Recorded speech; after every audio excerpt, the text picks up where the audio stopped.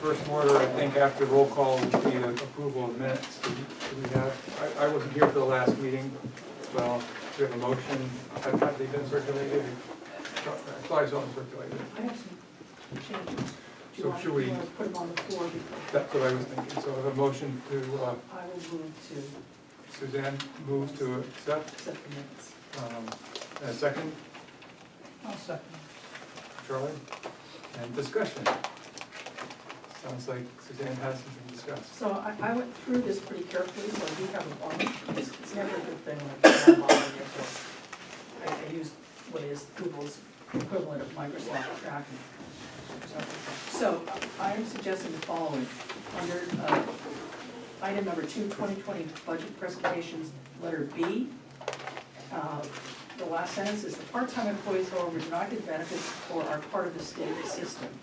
And just for readers, I'm suggesting we say state retirement system. We can just add that to make it clear what we're talking about. In letter C, Woods Run is 2 words. In letter K, there were various ways to talk about what was an articulating loader, correct, George? That's what it is, articulating loader. So in one case, it's called articulate motor. So articulating loader, which would be smaller than the older one, and to which I'm suggesting we say smaller than the existing Bobcat skid steer, just to bring it clear. 3D, Joe asked if it was all up to the select board, this is about the CIP. And the answer was, it was said that it was except for some of the warrant articles. So I'm suggesting the following, instead of, it was said that it was except for some of the warrant articles. For clarity, I'm suggesting, and this is in there, by the way, so somebody can just go and accept it if the group says that this is a thing. S. Heward said, yes, the select board will fashion warrant articles from the CIP. The budget committee has no role in creating or modifying warrant articles, but it does not recommend warrant articles with financial appropriations. So I mentioned that night, so it's just, I think, clearer for a reader.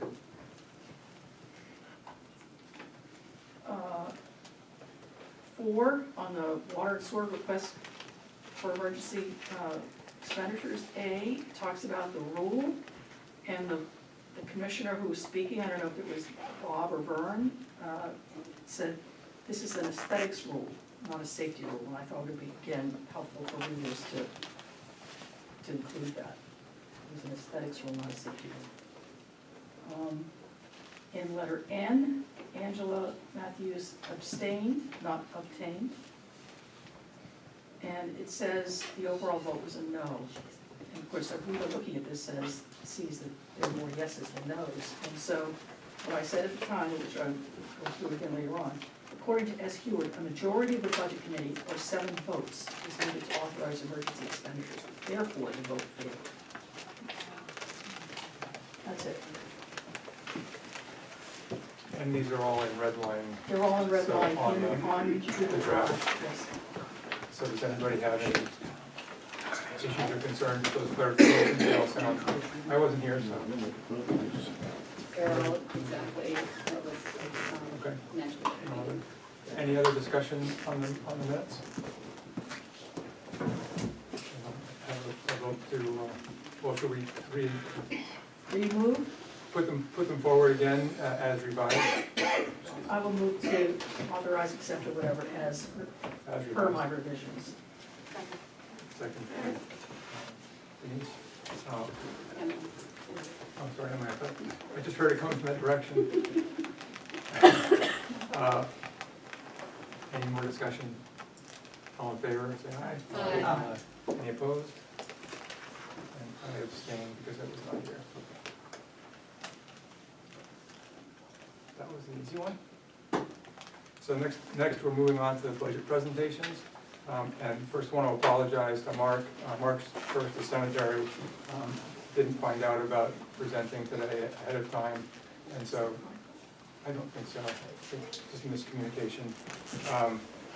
So he has a budget, but he doesn't have the usual materials. Well, Bob's making some copies downstairs, it's just I came in to make some copies, this machine's down, so. Oh, I see. So he's gonna make me a copy right now, so.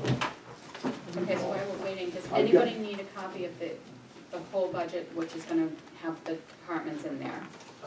Okay. Colored? Yeah? I have black and white. Well, I'm so just part gonna of the eye. pass them this way and that Thank way, you. and then you guys can, you just, yeah, whoever needs them. Caroline did email, but she printed them as well. Pass it. Just, Does anyone else? if anybody needs them, just take them.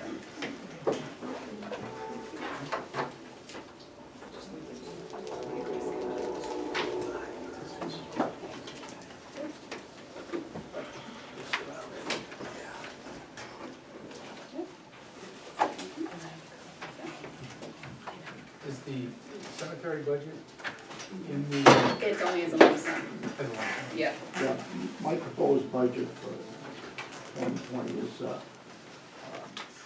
it's an increase of $50 from last year, I believe. And what that's for is, we hired a new person last year as a mowing contractor in the cemetery. And he's done a great job for us, and when we hired him, we wanted, more money, and we said, this is what we got, and this is what we gotta go with, and told him if they did a good job this year for us, you know, it wasn't much money he was asking for, so that's why the $50 increase. So he's done a good job for us, and it's, I haven't had any headaches like I did in the past. Contractors, so. And everybody has commented on the mowing, so. In the lump sum? It's on page 4, 101 is the line number.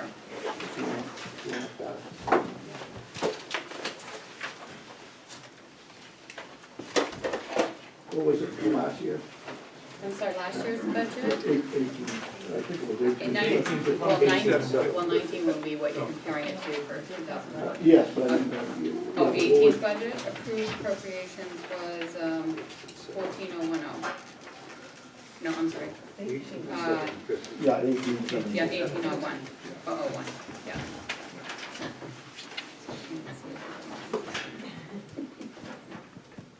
Any questions on the cemetery budget for, do you want As far as this year, what we spent money on, we bought a few loads of gravel and to maintain the roads. And we had a tree taken down in the back of the shed, $800 job. As far as the other stuff, it's just regular mowing and cleanup. We do a spring cleanup and a fall cleanup. I guess that's about it. And actually, this year it's gone a lot better as far as us getting gravel. Josh has been hauling us the gravel there. And it's nice to have somebody to work with. And also, he's been taking care of all our sand that, you know, we have extra sand from the grades that it piles up and up. And, he's hauled it away for us, and that's been a big help. Other than that, any questions on anything? I'll in a few weeks, I should have everything listed of all my expenses for 2019, and I'll make copies and make sure the budget committee gets it. Yeah, just a kind of a big picture question, Mark. I mean, the budget is, you know, has been pretty stable and it's what we kind of expect from year to year. Is there anything looming in the future that's either a capital expense or something that might make this change in the future? Well, I'm thinking probably next year, and I don't have any prices on it yet, but I'm looking at that piece of property you know, that open field area that we have on, that, coming off the overpass, you're facing that field. Yes.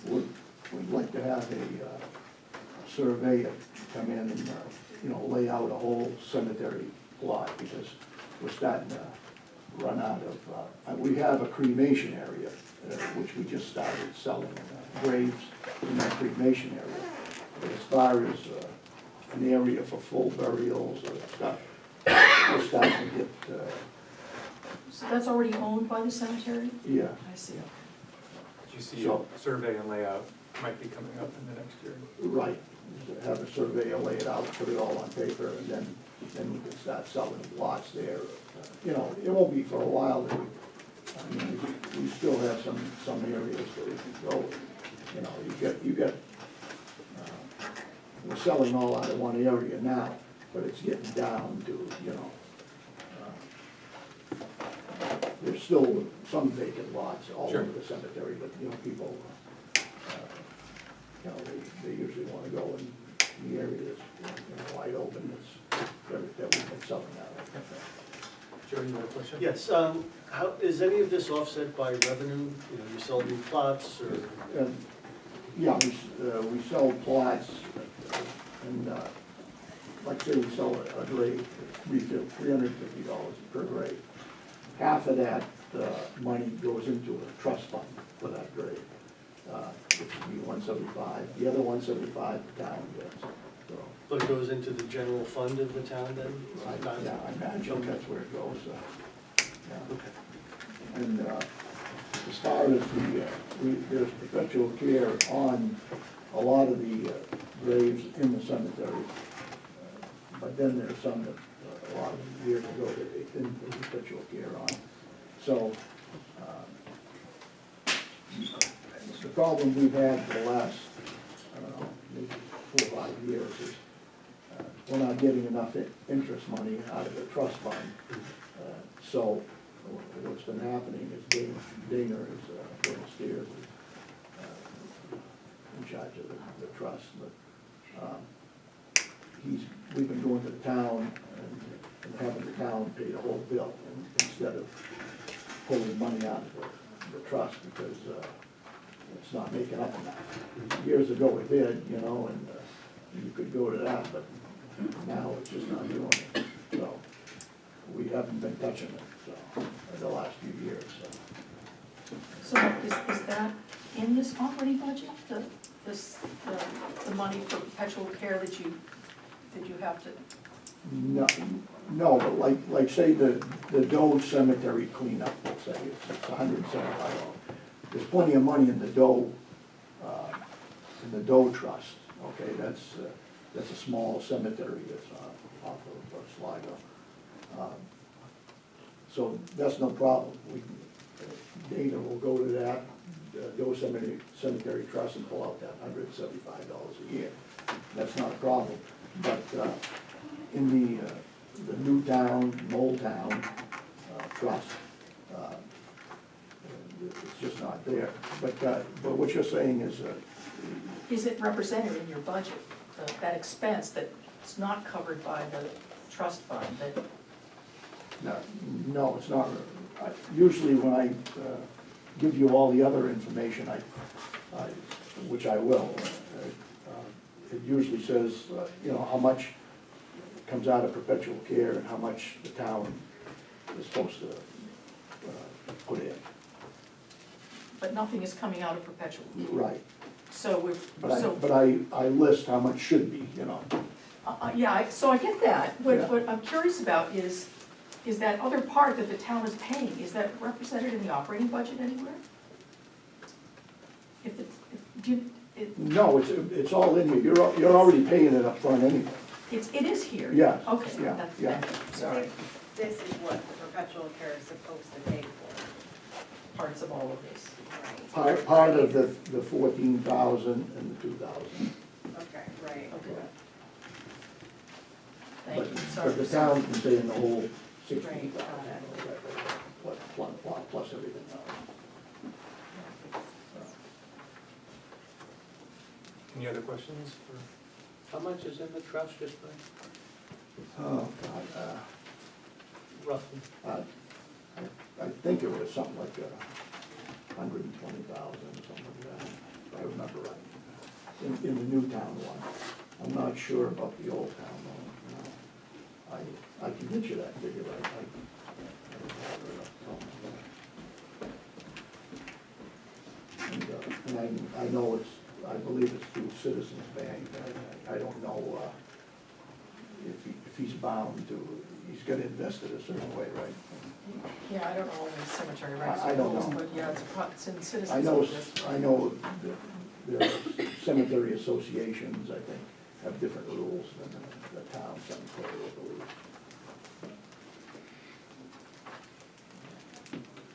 Any other questions for Mark? Thank you, Mark, you've done a good job in the cemetery. Oh, yeah, very good, yeah. No, that's good, Mark. Thank you.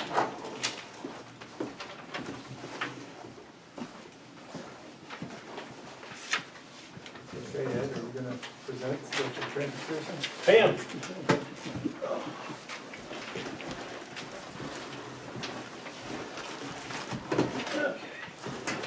I know a few of you, I don't know all of you, so for those that don't know me, I'm Ed Walsh.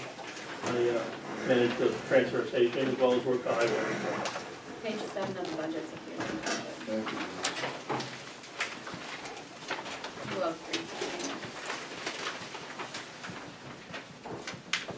So we've had some changes this year over there, as you've seen, trying to enhance things, trying to come up with more creative ways of bringing a little more income in if we can.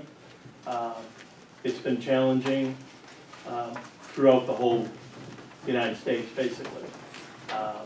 In the middle of us changing over from single stream to full sort recycle that we're doing, China decided to close down a lot of the imports that they take. So it's quite a bind on all the recycle centers and all the transfer stations as we're trying to find markets for everything that we do. We have a good partner with NRRA, which is, I can never remember the name, exactly what it stands for. Northeast Research. There we go. Resource Recycling Association. Yes, there you go. They're located in Epsom, and they handle this sort of thing for a number of different recycle transfer stations Yeah, throughout just New Hampshire. as like a broker to help Yeah, find markets for. yeah, they'll help us find markets, they help us with education, a whole range of things, anything to do with the transfer station. They're like a private organization, if you will, that would handle what the state should be doing, I guess, maybe. But they work really close with the state and with DES and making sure we're licensed, we're making sure the operators are licensed and, you know, keeps us on board, it keeps us in track. So there's a monthly meeting we go to every month that helps keep everything lined up that way. So as far as trying to market what we're doing, we use them for part of it. We use some local companies that we already know and already use. Scrap metal, for instance, there's Berwick Iron, it's a couple of miles from here. It can be marketed through NRRA, but you have to have a large quantity. Berwick will come over and take whatever we got. So that works out pretty well. We use NRRA primarily for our plastics. I've used them for cardboard, and I usually price the cardboard through 2 different companies. I use them, and I use the company that we have always used. They're pretty close, so. The biggest thing is how the regulations and the specs, it changes almost monthly. 1 month you can put 1 through 7 plastic in a bin. The next month, yeah, you can put 1 through 7 plastic in, but by the way, we don't want 5-gallon water jugs. So these are all things that we have to deal with and, you know, keep the guys up to date on and, you know. So as you folks and the whole public are putting everything in the recycle bins, the guys up there are going through with their little nets and they're pulling out things that don't go. So it just makes it challenging, but keeps us all on our toes.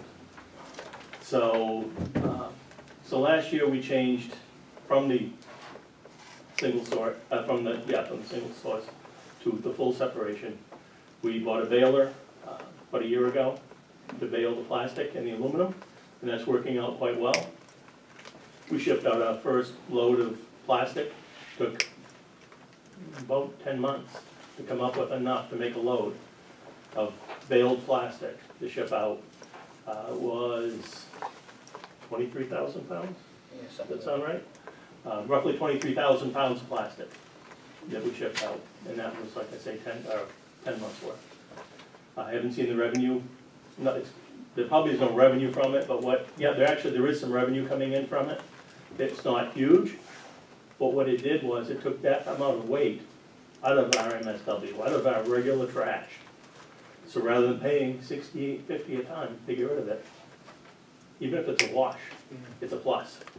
So, and that's what we're finding with a lot of this. You know, it's not huge money makers, but it's cost avoidance.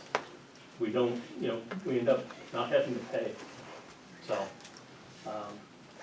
but it has, like I said, it has made it challenging, but we're working our way through it, and it's new to a lot of different towns, as well. So, it's also manpower is, we get really good guys over there. They, like I say, they tend to really look and see what's going in. I got one guy that's been with us for about 4 years, and he's taken right on to the baling side of it. Several times a week, he's making bales of plastic. Tomorrow he's gonna come in and make bales of aluminum. And the aluminum, once again, we will do 2 to 4 to 5 bales of aluminum. We'll load it in our truck, we'll take that over to Berwick Iron, and that pays anywhere between, it's been paying anywhere between 20 and 35 cents a ton, 35 cents a pound for that. So it's nice to be able to not have to warehouse a huge amount of it. Once again, if we go through NRRA, it's gonna be truckloads, tractor trailer loads. So some of these other things we can do ourselves and take right over. You might not get as much money, but we don't have the space to store it anyway. So we take it over there, come back with, $200 to $500 and put it back in the coffers. So it works out well. So that's kind of my spiel on what we're doing and where we're headed. We also, really good thing, I looked at a set of scales this past May. I went to NRRA's conference in Manchester, and I just walked by a scale company. I stopped and just looked and asked. I'm thinking scales are $5,000, $8,000, $10,000. No, they were cheaper than that. They were, the actual set of scales themselves were around $1,400. You add a printer and some other accessories with it, and it's about $2,500. New Hampshire the Beautiful, through NRRA, has a grant program. I applied for the grant. We were fortunate enough to get 50% of the money back.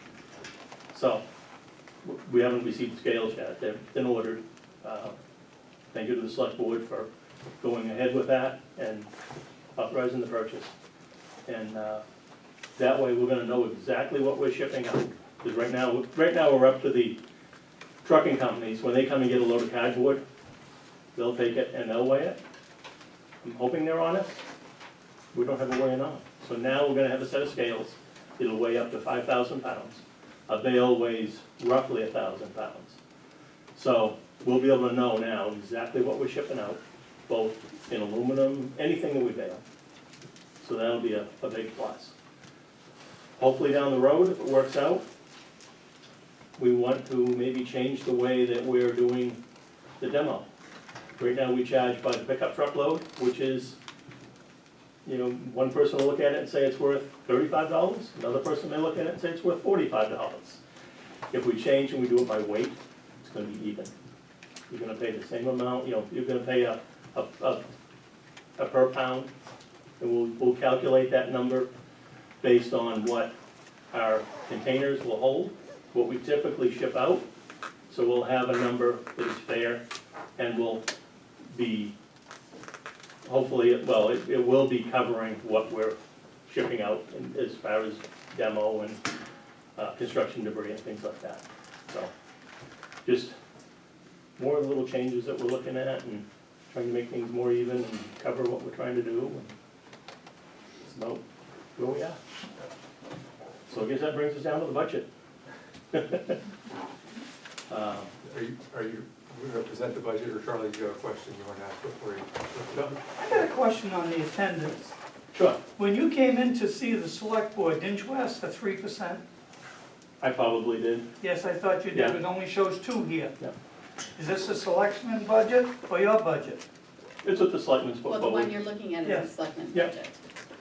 Shouldn't we have a copy of his? Did you bring any? I did not. That's why you have the selectmen's budget. So we didn't know if anybody was gonna bring them, so we supplied you with a copy. Yeah, but if he's got changes, shouldn't we know him? He's gonna tell you what he asked for, And then we'll also be able to deliberate on it right? further after this. This is the first presentation. We do have this. This is the first time I've ever been No, through you've done a this good job, Ed. with everyone, I so was just basically, puzzled. I took what the selectmen had said they were putting forward, and that's kind of what I took as gospel. So, I think I did ask for 3%. Yes. I had also asked to raise one of the employees' pay up.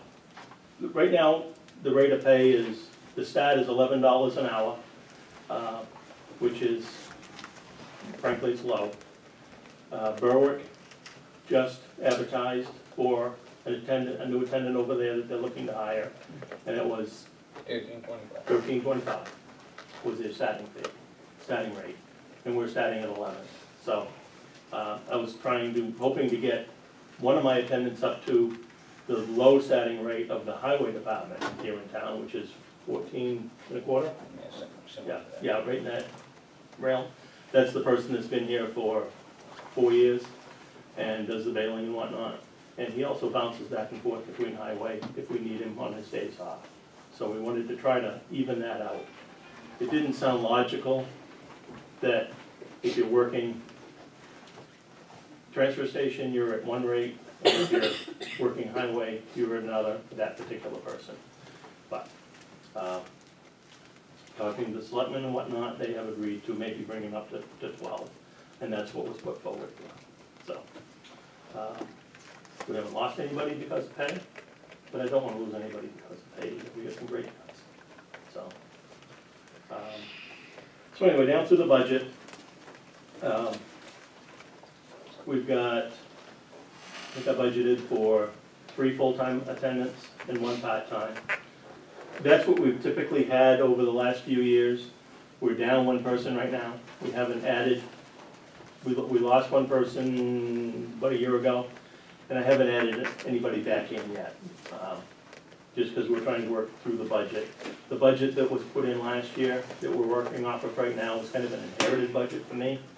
So we're just trying to work our way through it, and we've had some challenges, so. Can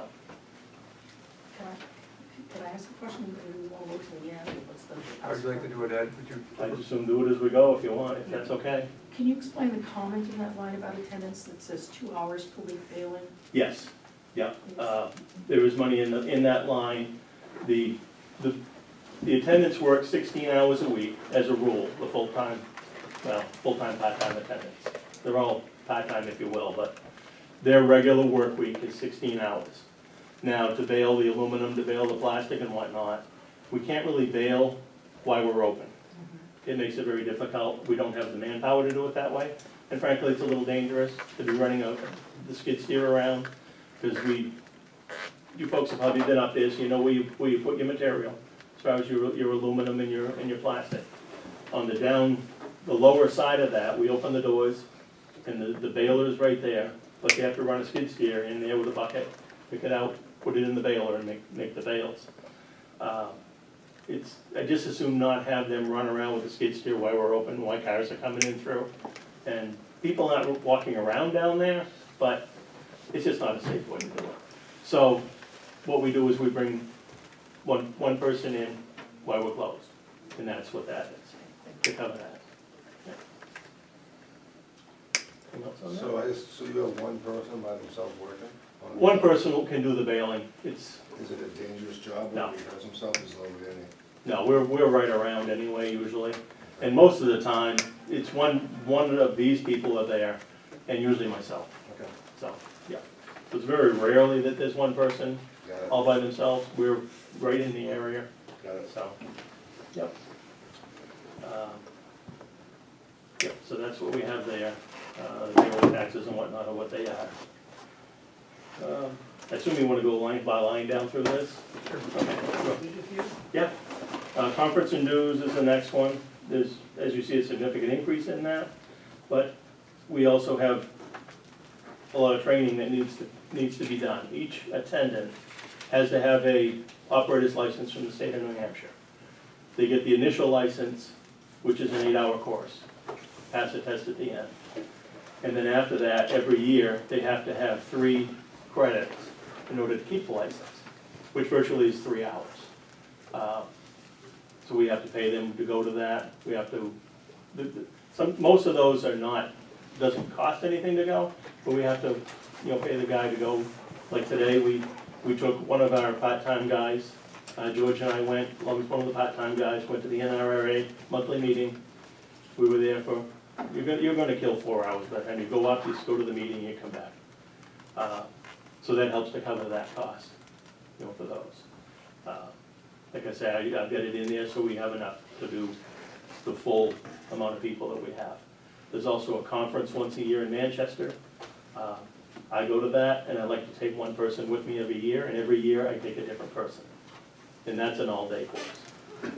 It's, I forget the dollar amount that it is to attend it, but then it's just a matter of just going and being there.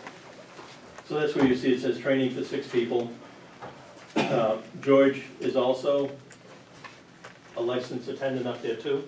So everybody that we have there, well, George and I in highway and the regular transfer station guys are the ones that go, that have the licenses. And then, like it says, 2 to the annual conference.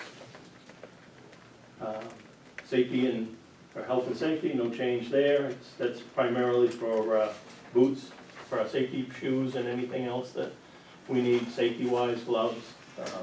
That's primarily what we need there. Uniform and cleanings, our guys are all uniform now. They have the safety stripes on their shirts and on their coats.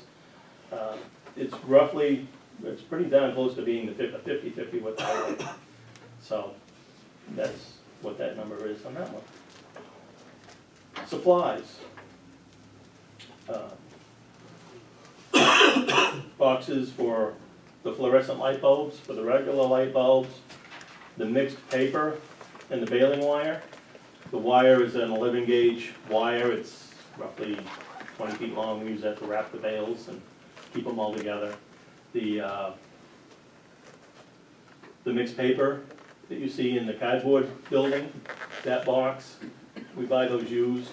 We can either buy them used, or if we're fortunate enough that when we send in a load of paper, they'll give us back boxes and pallets for that. We do have times where it lapses and we have to go buy some boxes, may use boxes. I had to run up to Manchester, Concord the other day and grab 10 of them, so we ran out, so. Once again, we have to come up with a tractor trailer load before we can ship out that mixed paper, which is, I think it's upwards of 25 of those big, they're called Gaylords, those big boxes. So that's to cover the cost of that. Question on your mixed paper. Sure. You don't put shredded there, you put the shredded. Shredded actually just, shredded could be, the shredded paper can be part of the mulch pile. It goes in the mulch. It can be, yeah. And we collect that in a container in the cardboard building. And once every 3 or 4 days, whenever it's full, it goes out and gets mixed in with the mulch. Yep. You can't put paper out there that way, but you could put shredded paper out there that way, so. And then looking at this tonight, just before I came here, the word cash register was on there. I think I'm gonna refer that one I can to the address select board. I can address that. Because that was not on my original request. Correct. We have been advised by our auditor for several years that it would be highly recommended to have a cash register at the transfer station as well as at the town clerk's office.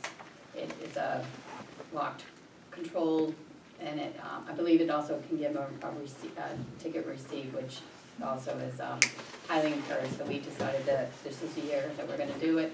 They're about 200 and something, is it 200 and something dollars? They range in pricing, Yeah. but No, we're not getting the great big, you know, Hannaford cash registers by no means, but just enough it has a security lock and both for here and next door.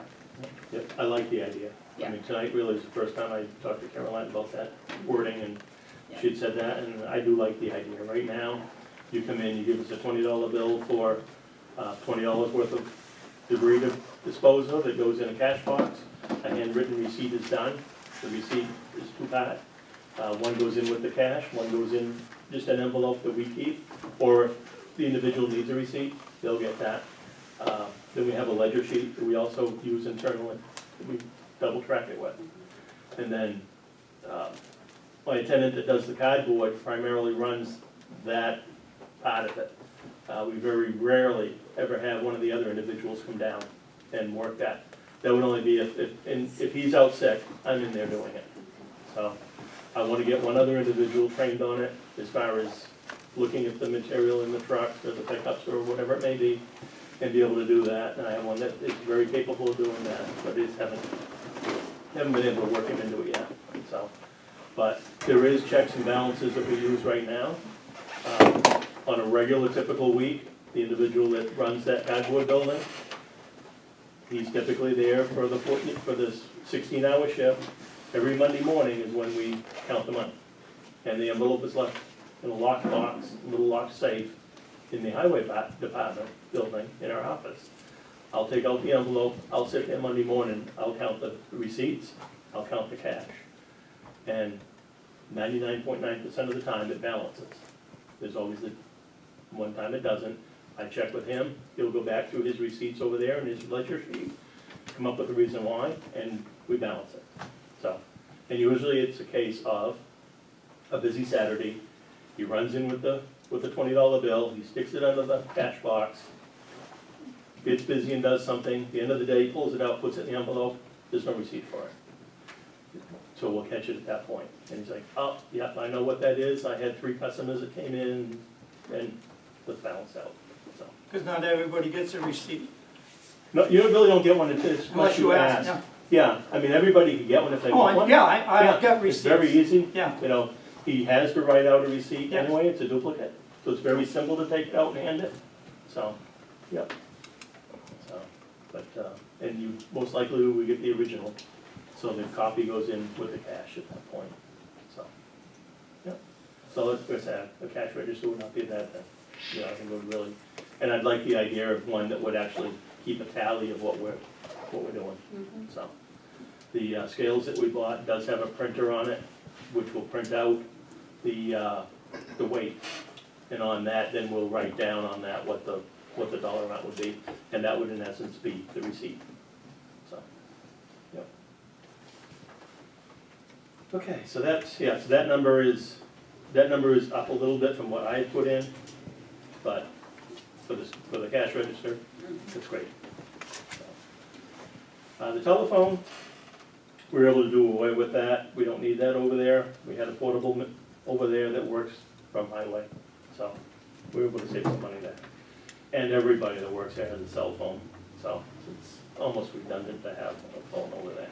We don't use any internet hookup with a phone, there's no alarms tied into it or anything like that, it's strictly a telephone, so. Then we come down to the tipping fees. Lamprey Regional tipping fees, the MSW is the regular trash that goes in the compactors up top. There's one on the left, one on the right, we alternate back and forth. That number's going down a little bit this year, but it's still based on, I think, if I can ask the select person a question, did you up that number a little bit? 'Cause I can't make that number match with what I have down for the tonnage. It's close, but I'm gonna ask the So, administrator. he asked me that before, and I'm gonna have to check it. I thought it was the number that he and I agreed on, one of the multiple times that we worked through this number, but, offhand, I have to think that that was the number we agree on, but, Yeah. We can relook at it, We're we'll gonna take have the to budget committee revisit. afterwards. Yeah, good. We're not 100% firm on Okay. ours, yeah. good part about it is, this number is a little higher than what I had put in. So, which is fine. That's one thing that we're up on. We're up this year compared to what we had budgeted for last year. I budgeted, this year, I'm looking at, this next year, I'm looking for, 535 tons of trash is what we get rid of. Last year, it was more in the 430 range, so we're up about 100,000 pounds. So, and I did put a little bit of a buffer in it, but that, consistently, we go through one of those great big compactors a week. So, when you go up there and you take your bag of trash and you throw it either in the bin or, in the little hopper, or you throw it over the railing into the compactor, either side that you're working on, we will empty one of those per week. And then, I don't think, but there might have been 1 week this year where we didn't have to empty one. So, anywhere between 10 to 12 to 14 tons is what we run a week. So, I can consistently plan on dumping one of those a week. So, So our volume is up, our tipping fees pretty. tipping fees are actually holding okay. They were going to be going up this next year, but Lamprey Regional has done some internal changes. It was a meeting that we'd gone to way after, it was only like a week and a half ago. They're going up $1 a ton. Okay, so, But they are, sorry Ed, but they Oh, are okay. restructuring how they are otherwise charging us, because they were charging us above and beyond tipping fees in order to cover administrative costs, and they're handling that separately. So the cost is split, but it should still be handled within that line. yes. They've done away with, they used to have a truck, they used to have a driver, they had some internal people working for and with them. They're down to just like, one administrative person now for the board that they have. Their treasurer is retiring, so that's not needed. We're gonna be billed directly from Waste Management or Turnkey for, excuse me, for what we take up there. Where before, it went to Lamprey Regional, and then Lamprey Regional split it all out and sent the bills out from there. So now it's coming directly. Suzanne, do you have a question? Well, I think, I'm just trying to understand these two lines, and I'm sure, and we'll get to it, but it looks like what we've done is split the tipping fees for municipal solid waste from the demos. Yes, And it's the same tipping fee, but in order to keep track, I suspect, of how yes. much so we can budget better. Mhm. And it's also true that we don't get any revenue from the municipal solid waste, but with the demo, we have some revenue that comes in, and that's what we're trying to get the Right. scales Correct. for. Yeah, when you come in with a pickup truck load of your back deck, for instance, you're working on your back deck, you pull the boards up, you gotta get rid of that. That's where we do charge for a pickup truck load of demo, for instance. Or it could be a sofa, a chair, a mattress, that sort of thing. That's all considered demo. That's how that all goes. How close are we to recovering our tipping fees from demo? Is it close? Will putting in a scale really help? It will definitely help make us, let us know exactly where we are. Caroline can probably give you another. We're probably recouping, I intend to check these figures. What's clear is that we're not recouping all of the cost, and one of the primary reasons for that is that we are charging by volume, whereas we are charged per ton. And so the point of the scales, whenever it is that we can figure out the flow and the manpower to implement the scales appropriately, is to figure out a better structure for the fees so that we can make sure that we are recouping the costs, because you're getting charged the same for a truckload of feathers or a truckload of bricks, which is charging the town a vastly different amount of money. So we're trying to separate those lines, yes, so that we can track the expenses separately, but then we can tie the income to the demo line to see better how we're doing with that. John, I got a point of order. I have no problem with Caroline talking. I think we should take a vote, since she's not a member of this committee, for her to give her input. And I'll make the motion that we allow Caroline to talk. Second. Second by Bob. Any discussion? She is the town I administrator, realize, I and understand, she is a resident. Yeah. So, but she's not a member of this board. That's why I also made the motion. I agree that she should talk. I'm just making the point. all in favor? of having Aye. Caroline? Thank you. Any opposed? Thank you. All right. Okay. Did you have a question? no, you leave it. Okay. So back to the, Suzanne's question about the scales and whatnot, even if we don't implement it immediately, what I'm gonna do is randomly take a load that comes in, a pickup truck load. We're gonna tell the people, this is, here's where we are today, this is what you're gonna pay today. But instead of putting it up there, I want you to put it in this bin over here. And then I'm gonna take that bin and weigh it. And I'm gonna do that, we're gonna do that a bunch of times after we get the scales.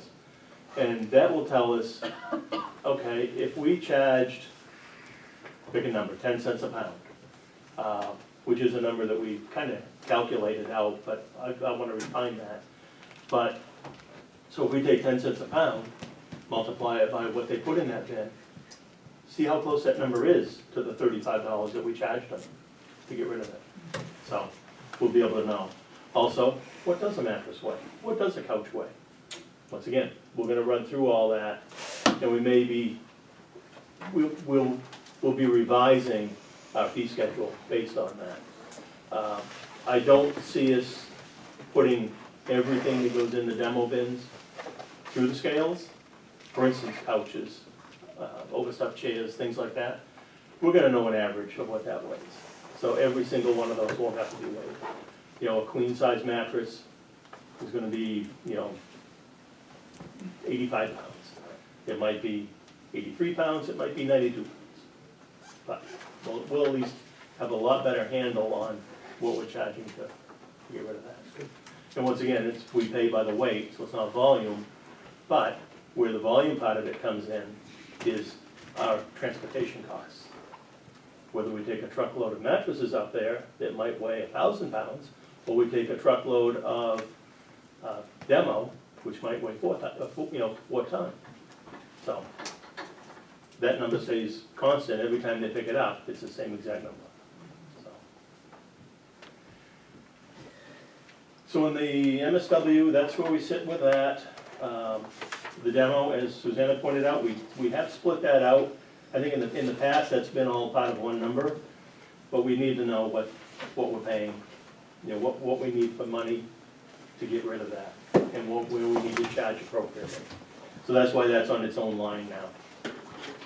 And in general, those numbers are going up because we're seeing more volume. Yes, yeah, That's- yeah, and the demo has gone up quite a bit this year over what was budgeted.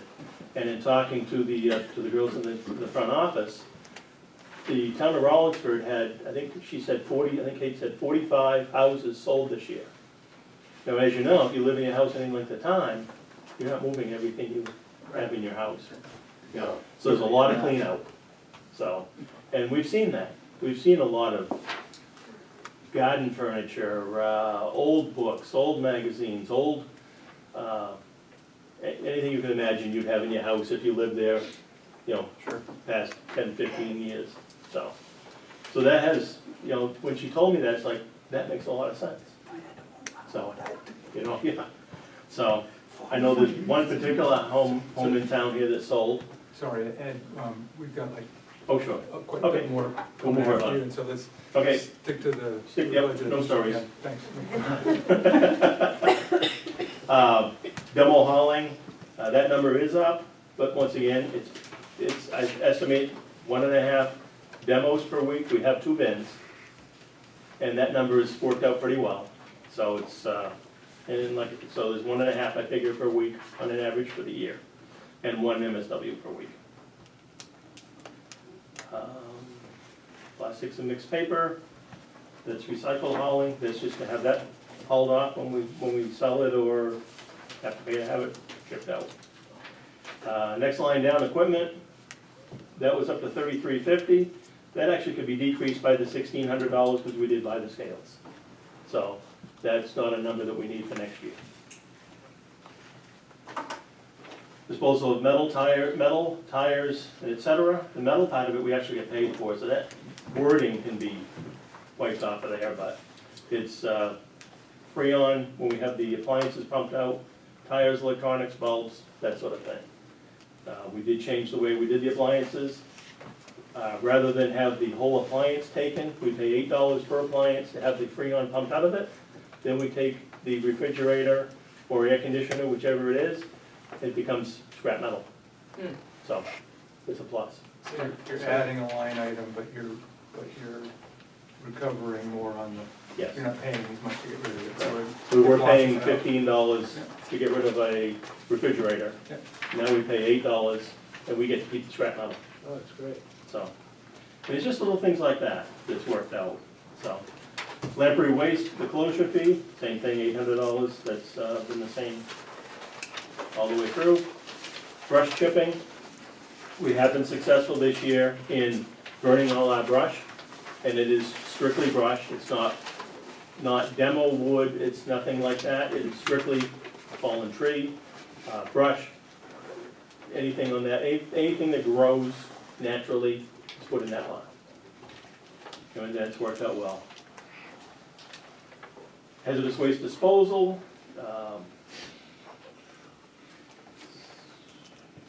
1876 is the new number.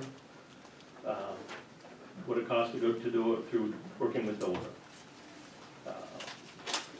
Mixed paper recycling, that's based on 28 tons worth. That's about what it costs to get rid of that. Glass recycling, we pay, as you know, there's a bin there to put glass in. Instead of putting it in MSW, it goes in the other bin, we crush it down. That's shipped over to Turnkey, where they stockpile the glass, and it's ground down from there and used as roadbed material and whatever the state deems it can be used for. So once again, instead of paying $68.50 or now $69.50 to get rid of it, we pay $35 to get rid of it. So that's a big savings there. So that's all I got. Any questions for Ed? I'll just comment, it's real clear, the leadership that's gone on both with you guys and the highway department. And, it's just run so much smoother and so much cleaner. My only comment is the fees, and I'm pretty much a cheapskate, but you're not paying enough for these guys. I think that ought to be considered, whether they say 2% or not, they're worth more than that. And any of us that has to hire people knows what the going rate is. It's a hell of a lot more than what you're paying. Just a comment. Thank you. Good job. Thank you, and that's up to you folks for that one. So, Thank you, Ed, very good job. Thank you. By any chance, could you give us the budget that you presented to the select board for me? Because when I vote on a budget, I like to know what the department came in with numbers and what the selectmen, not just going on the selectmen. Yep. No hurry. It's really, really close. Yeah, I know it's I think the close, labor side is the but when only side I that's look at a different. budget, I like to know what the department has. Okay. Thank you. Thanks, Ed. Keep up the good work. Thanks.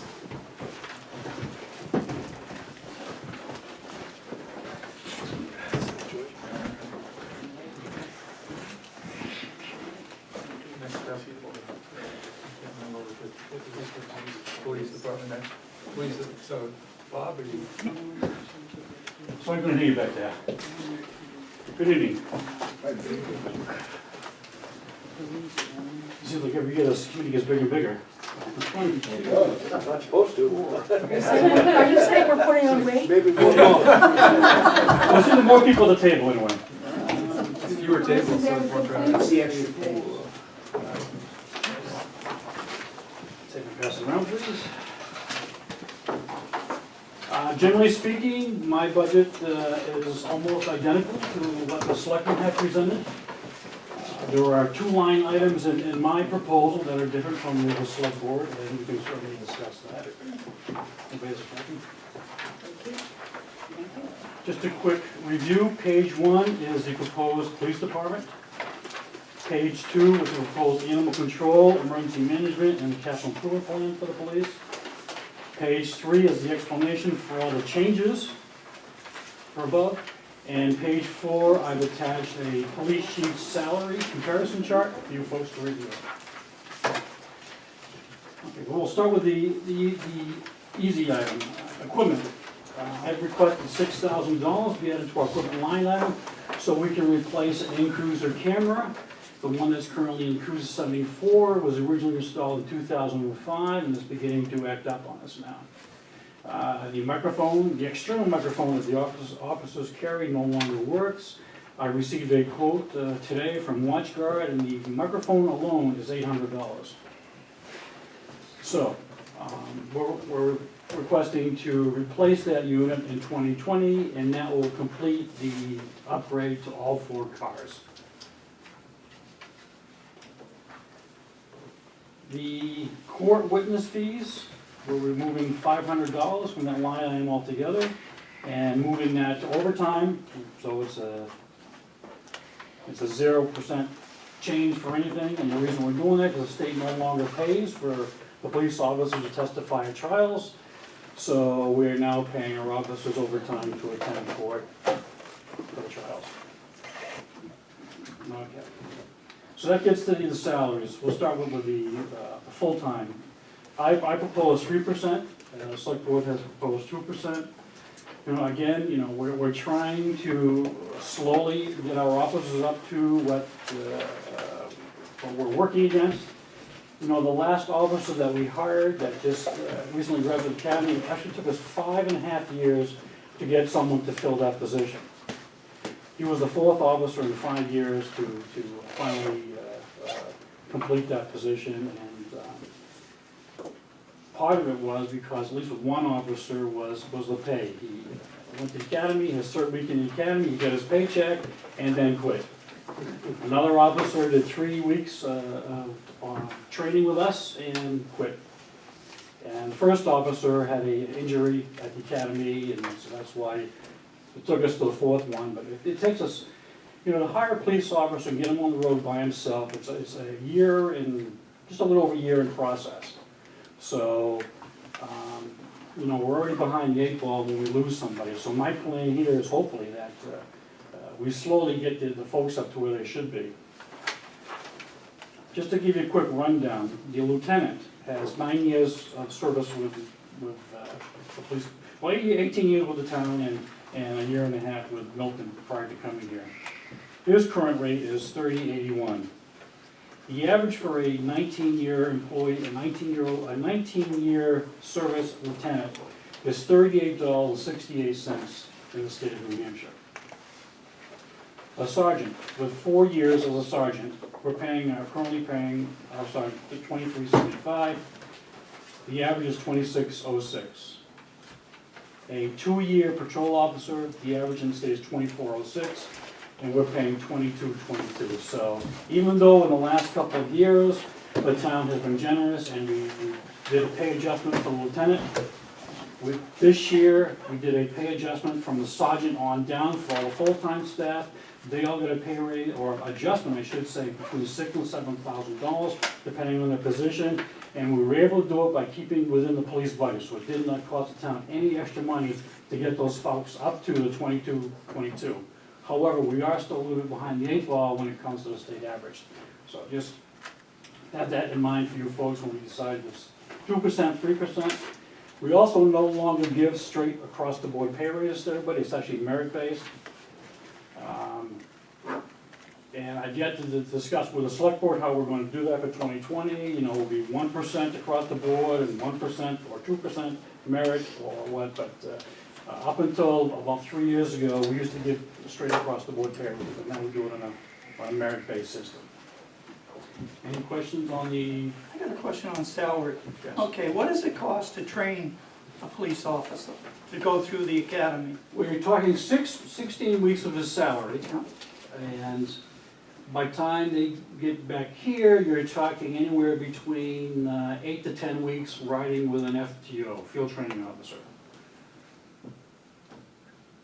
So that's roughly 6 plus. that's roughly 1/2 a year's salary just to train somebody. I know it's not in the budget this year, but I was wondering, do you ever think of a signing bonus to see if you can get somebody that's got training before they, I think it was Hampton and Northampton. They had a signing bonus so that they could get a cop that has training.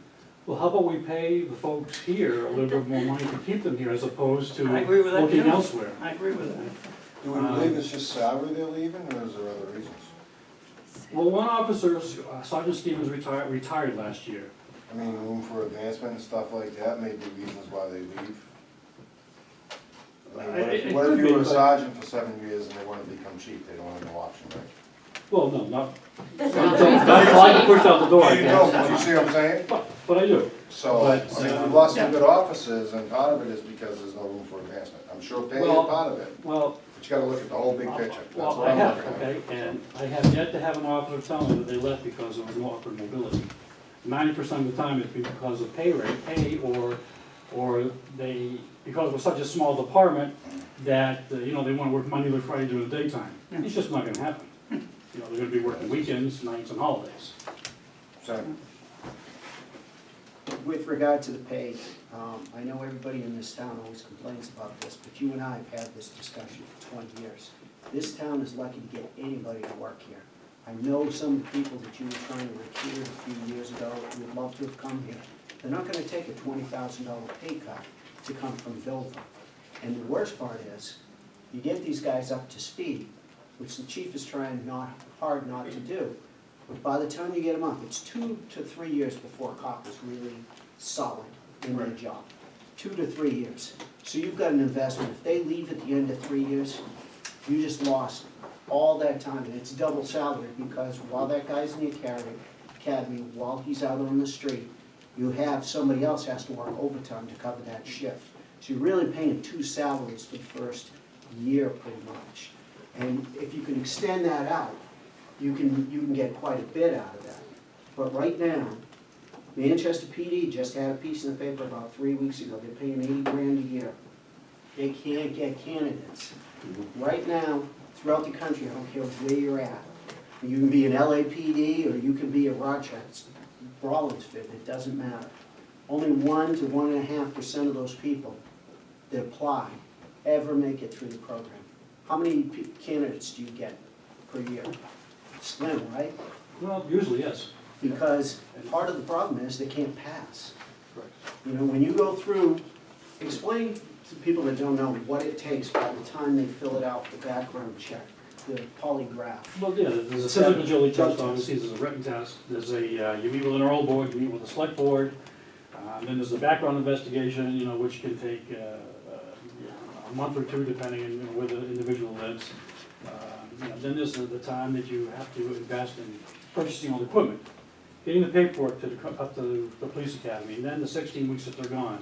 And then they come back here, and then they have to participate in an 8 to 10 week, sometimes a 12-week training program. So it's a long process. But even before you get to that part, before you hire somebody, the pool for folks who want to be police officers is now down significantly. You know, 10 years ago, there were a lot of folks who wanted to be police officers. Now, very few people want to be police officers. We've had people apply that had felony records, that have active restraining orders issued against them, but they want to be a police officer. So right now, you're not getting the cream of the crop out there. You're really getting, it's no different than Doesn't- fellas. Same difference. not for everybody, but everyone's in the same boat. It's just Hard to get qualified. Same, you know, hard to get quality Navy people. Yard, the Navy Yard is the same situation. Yeah, but it's- They had to go through. But when Let me answer that, though. we're only starting to pay someone $19 an hour, and they go to Somersworth and start at $24 an hour, or go to Lee and start at $25 an hour, you know, that's where they're gonna go first before they come to Rollinsford. So, When you say the shipyard thing, that's a big difference. You can work at the shipyard with all kinds of things, but you cannot get hired as a cop. And more You can't important, work the ship out of a felony or anything. well, I understand that, but So a lot of the things he's talking about, you get. I arrested I mean, three. there's no need to have this argument right now, we're talking budget, so. Point of all of this is, if you don't pay these people more at the cost that we're going through for this, we're gonna continue to have this. A town like this, most of the ones in Hillsborough and Rockingham County that I'm familiar with, when they get somebody in there, they're hiring guys who are looking to retire as part-timers, et cetera. So now you've got people who are fully seasoned. but they're not gonna work for this kind of salary. Hey, Bob, I think we all understand that the rates we're paying here are lower than the average and lower than our neighboring towns. And I think the point's made. I mean, I get it, I'm on board with that, so. And the last item is the chief's line item.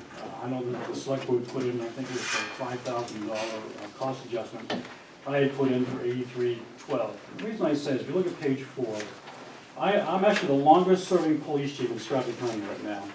But I am second to the last in pay. And this here does not, obviously I didn't include Dover, Somersville, Rochester, Durham, because obviously, you know, we can't compete with them. But we should be able to at least compete with Lee, Milton, New Durham, and Stratford. You know, the Madbury Police Department, that is a department that is completely part-time. Part-time chief, part-time officers. The state police handle the majority of their serious calls. They operate between 8 and 16 hours a day. They don't provide 24-hour coverage. New Durham, Stratford, Madbury, and Middleton, they don't provide 24/7 on-the-street coverage like we do, because they have officers take call at nighttime or the state police cover. We have always maintained 24/7, except in the really short times when we've had an officer on call. We've never had the state police come in, we've never had the sheriff's department cover for us. Okay?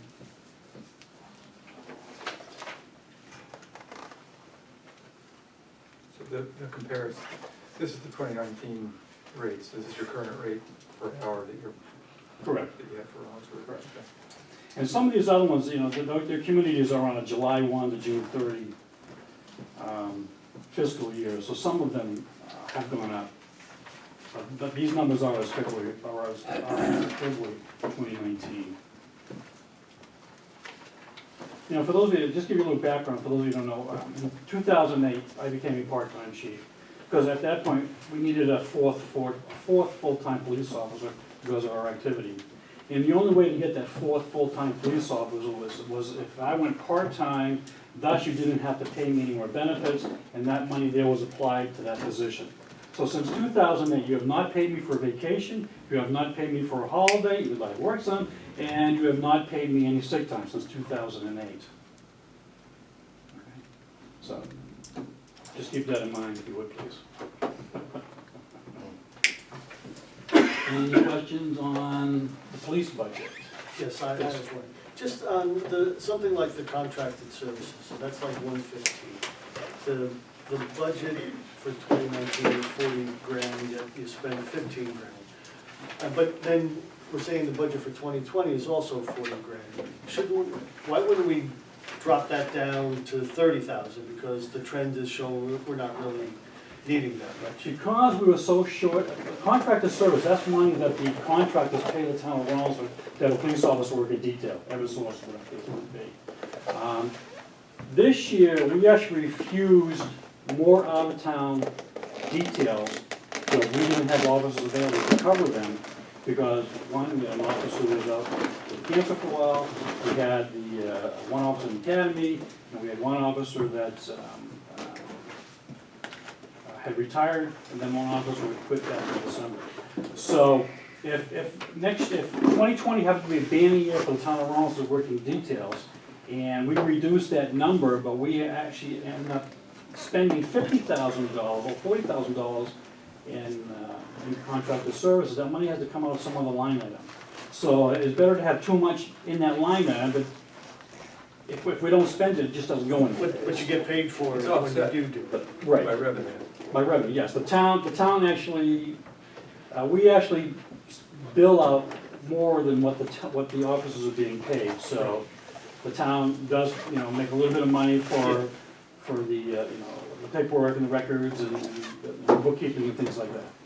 So So if it is, that's always a wash. so if it's almost always a wash, and I guess that doesn't show up. It would show up in the revenue. It shows up in the revenues, and I guess, Caroline, that comes in as far as the overall nets from a tax rate standpoint? Yes. Then it doesn't really matter what that number is? Well, Okay. it matters on the revenue side, I believe, because I agree with Chief. I mean, you wanna have that number on the expense side to cover what you think are expenses, and then some, so you never run short. We just need to be careful, because I was not so careful when I was doing revenue a few years back for the board, and we took that figure and put in the amount of revenue that would have come from us if we had done that full amount. But we didn't do that full amount for a lot of the same reasons that Yeah. Ducharme just mentioned. And so that revenue didn't hit, and that makes a difference. Mhm. So when we're doing the revenue, that's when we need to be careful about contracted services. We really wanna underestimate as opposed to overestimate. Just one question, Chief. You mentioned we have to train people such as the academy. Who pays for the actual tuition there? There is no, you don't pay for the tuition, that's paid for by the state. We Okay, just pay the officer to attend the training. so no matter how many people we throw at them, they'll train them and it doesn't cost us any more? Correct. Again, we're only paying their salary, Yeah, I know. but the training itself doesn't cost us, the town of Rollinsford, anything, yes. It comes out of the state budget. Yeah, is there any commitment on their part? So if they go through the training and we pay their salary throughout the training and they get certified, and that, do they have a commitment to the town? They have a 3-year agreement with the town of Rollinsford, yes. Good question. Thank you. So I'm just curious, since 2008, you've been considered part-time. Correct. What does that mean? Are you retired? Mhm. I mean, are you collecting retirement? Yes. Town retirement? Yes. Not from the town, No, from the state. state. But from the state. State, sorry. Not from the town. Okay, got it. Huh. So he's restricted in the amount of hours that he can work. Correct. By collecting his retirement from the state. Huh. Okay, so how many hours do you work? 30. Okay. Allowed to work 32 hours a week, I work 30. On the record, I work 30. Any other questions on the police part? Animal control, page 2. We increased that line, that section by $71. That's roughly, I think, that's additional 3 hours a year for the animal control officer. Emergency management stays the same. The capital improvement plan, $35,000. Of that, we will pay the 2nd-year lease on the cruiser that we're supposed to be picking up any day now, and the 1st-year lease for the cruiser for next year, and then for the equipment for that vehicle. The long-term plan here is that hopefully, once we get the cars with the mileage down, I actually might be able to skip a year and then save the town some money in the long run with the vehicles. Currently, we have one vehicle, the one we're planning on getting rid of this year. It's actually already sidelined, parked at the highway department, 140,000 miles on that right now. And it needs some significant repair work. The 2014, which we're planning on getting rid of in 2020, that currently has 135,000 miles on it. I anticipate we'll probably have close to 185,000 miles on it by the time we get rid of it. The 71, which is a 2016, that currently has 70,000 miles on it. I anticipate that's probably going to be closer to 100,000 miles this time next year. And the 72, which is the newest one, the one that I drive, that's currently got 18,000 miles on it. Any question on the vehicles? Just a procedural question about how to fund the police vehicle. Wasn't there an issue with using the CIP reserve fund release? Yeah, there was a big, the warrant contained a clause saying that we could get out of the lease, and that prevented us from using CIP money to purchase it, so we had to take it out of the operating budget. 12, how much was it, 12,000? Just under 12,000. Yeah, just under 12,000 had to come out of the operating budget this year. But you're anticipating writing the lease so that it. Well, it's the warrant article that was written. Right, but you, We won't have that clause anymore. yeah, It was so the warrant so article you won't language. have this. It was the language of the warrant article. So we won't correct that. Yeah, we will make sure that doesn't happen again. And that's, and that's the only CIP related item that police has, right? Yes. So the FEMA reimbursements, that's similar to the contracting services somehow?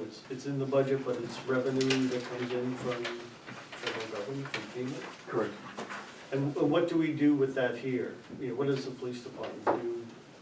to warrant that reimbursement? The money that comes in, it's used to reimburse the town for expenses for the vehicle use, anyone who does overtime, any equipment that's used, sand, salt, whatever the case might be, signage, things like that.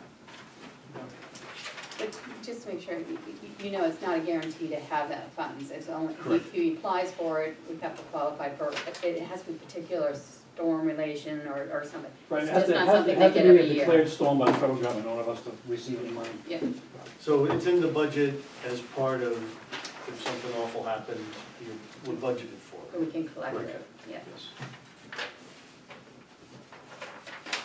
Any other questions? So basically, these are finance leases, Yes. and that's why you're able to be flexible with the term on them? Well, they offer, 3-year lease, 4-year lease, 3-year lease, so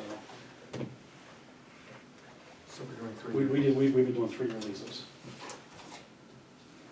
Back in 2005 and 2008, we leased vehicles, then after that, we started buying them. And then we got to the point where we got really behind the mileage because one year, one of our vehicles got totaled on Portland Avenue, got hit in the back. And that vehicle was never replaced until a year later. So that put in a lot of mileage on the 3 remaining vehicles. So now we're just trying to catch up for what happened with that newer vehicle back in the day.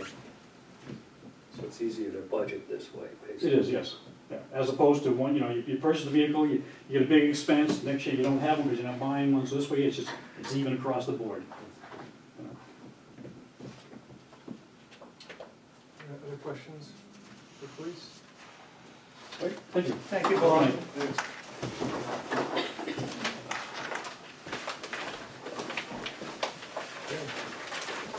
Fire department? Evening. Some of the faces I know, my name is Mark Rutherford, Fire Chief. Two new faces here. Oh, Charlie George, nice to meet you. Huh? Just down the street. Just down the street. Don, I got a question. Okay, in May, we voted to find out the point system, how you earn the points, and a 3-month sample. Have we got that? It would have been nice just to let him start, sure. Yeah, it really would, wouldn't it? I just asked the question. So I haven't seen that yet, so we can listen to Mark's presentation and we Yes, can I ask that question. But when can we get that? We can ask that.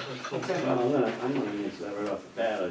We can go to the fire department segment, because I had some handouts, but I'm not gonna go digging in a lot of Okay, them. we'll go back to it whenever we get. Only because, I've sat here all night long and I've listened to guys that work at the transfer station that are making $12, $13 an hour. And I'm looking at the amount of money that the police department makes. I'm struggling to even try to get anybody, a member of the fire department, to a minimum wage. Minimum wage. And I can't even come close to that. And you That's what wanna I sit wanna here and find you out. wanna- No, I'm not arguing that point. What I wanna know is what it is. I know you're in fact, as a chief, you're underpaid. You don't make minimum wage as a chief. I don't make anything compared to what I'm sitting No, here I hearing understand tonight. it. That's what I'm trying to figure out, if we can find out the numbers, because it's been 5 years since he's really got a raise. Because they had a committee that gave him a raise. Charlie, we've been over the point system over and over again. Here you go. You wanna see what members of the fire department make? That's It's what I right- want. It's right there. Please hand that to him. You see how embarrassed you are I when you know- start looking at those numbers. I know you guys ain't Because making. I'm embarrassed having to hand them to you and have to listen to what I That's why I heard would like today. to, I mean, when I make a proposal We should start with- to get your raises up, I'd like to know what the numbers are. Not just say, It's right in front of you. The number's right there with the salary for the Can I call order firefighters. for a second? I think both of you guys are actually saying the same thing, and I think you're both on the same. I yes, think what Charlie's just trying to do. I'm not trying to criticize you. Is just to justify, it's just so that we understand how it works and justify, so we can say, yeah, we can, these guys aren't making enough and we can pay them more. So it's not meant to be adversarial, it's meant to say, how do we understand it so that we can justify it to the It's just, you can voters. see on my side, I'm No, trying to justify. That's the it. point I'm trying to To bring get up. somebody $7 I'm trying to get the an hour. numbers so that we could figure out what we need to bring it up. Because if for The point system really doesn't have anything to do with that, Charlie. I'd like to eliminate the point system altogether and be able to go up to my guys and say, here you go, I'm gonna pay you $10 an hour. I can't even get to that. Can't even come close to that. Because your point system is really a There's bad nothing- system. No, it's not, it's what works for us. Okay, You understand how the station is manned and how this town Yep. accepts its risk by running a fire department that's on a call basis, you'd understand.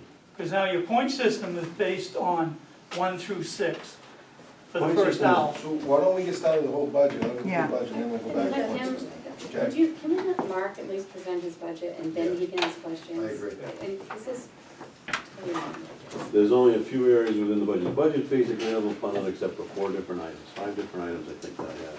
We can flip over to the fire department page, I'll just go right down through them because they're very minor adjustments. I'm gonna skip past the salary one right now because I asked for a $5,000 bump. Page 5, 140 is the start. Yeah, down in the 140s range there on the fire department side. First thing we're looking for is an increase of $1,000 on the line item for computer equipment. We have some computers in the station now that just don't have the ability to, like everything else, they don't keep up. They need software upgrades, they need some replacements, so we're gonna ask for a $1,000 increase there. As we come down, supplies, just for maintaining the station, couple $100 there just for our normal stuff, to man the bathroom and the kitchen and whatnot, when we have people in the station for extended periods. The office supplies, increase there of $500, and the main reason for that right now is we're seeing a market increase in requests when we go on a call from insurance adjusters, fire investigators, wanting our reports and our information so they can settle whatever their cases are. A marked increase in that, just about half the calls we go on now. I'm dealing with lawyers and insurance companies with their needs to settle whatever cases they have. So with increased costs of that, just to generate what we need, we need to increase that. And the last one there is under protective clothing, $2,000 bump. And the reason for that is, again, just because of the cost of clothing for firefighters. Anybody have an idea what it costs to outfit a firefighter? A lot. Yeah. Right now, we have 22 members on the fire department. I try to replace 2 or 3 sets of gear a year. As you can see, the line item before is, 7, we wanna go up to 9.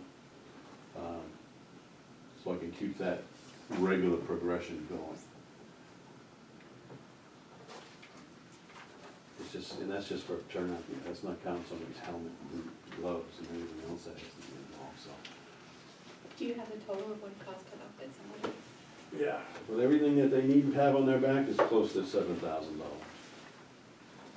That's not counting the air pack, the air pack's another $6,000, and each one has their own.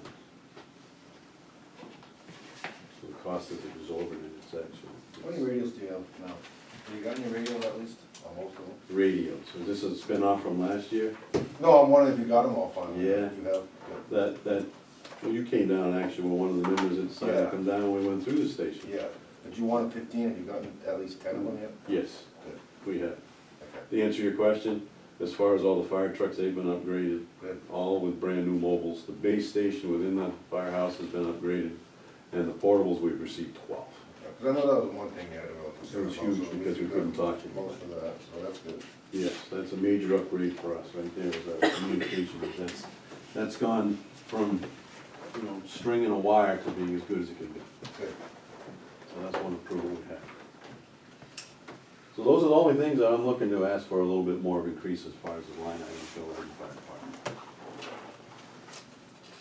Again, not to set off World War III here against the points, because I don't understand the points at all, but I do understand how much you have to pay to get somebody to work. How are you guys not getting paid at least a minimum wage? Because if you look at the salary line, it's $51,000. Okay? So the way the point system works right now, like I said, I'd like nothing more than say, here you go, guys, it's $10 an hour. Even then, that doesn't come close to what anybody should be compensated at. The point system that we have now is when a firefighter comes in for a call, he earns 1 point per hour. So if we come in for a call, most calls don't even take an hour. But there may be times, like last month, we were in Dover for 6 hours for the fire we had on Central Avenue. So for every hour, you're earning a point. What does that accumulate to?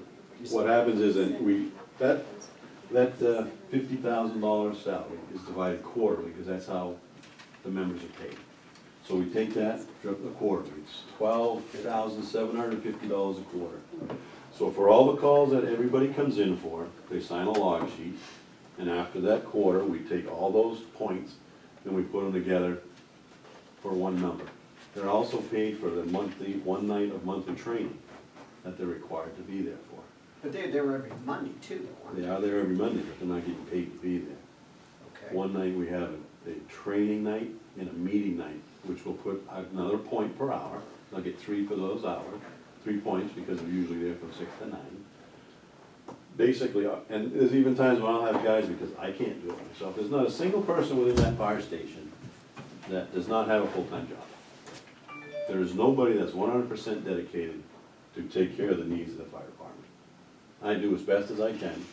I put easily in 2 or 3 hours a day, every day of the week, and that's not counting calls, just to take care of what needs to be done at the firehouse. Okay? So when all these points are accumulated, say we have, 2,000 points for the calls we had for the 3 months, that gets divided into $12,750, and it comes out to what everybody's gonna get, which Charlie has sitting in front of him. And it depends on how often you're there. The points are also set up as an incentive.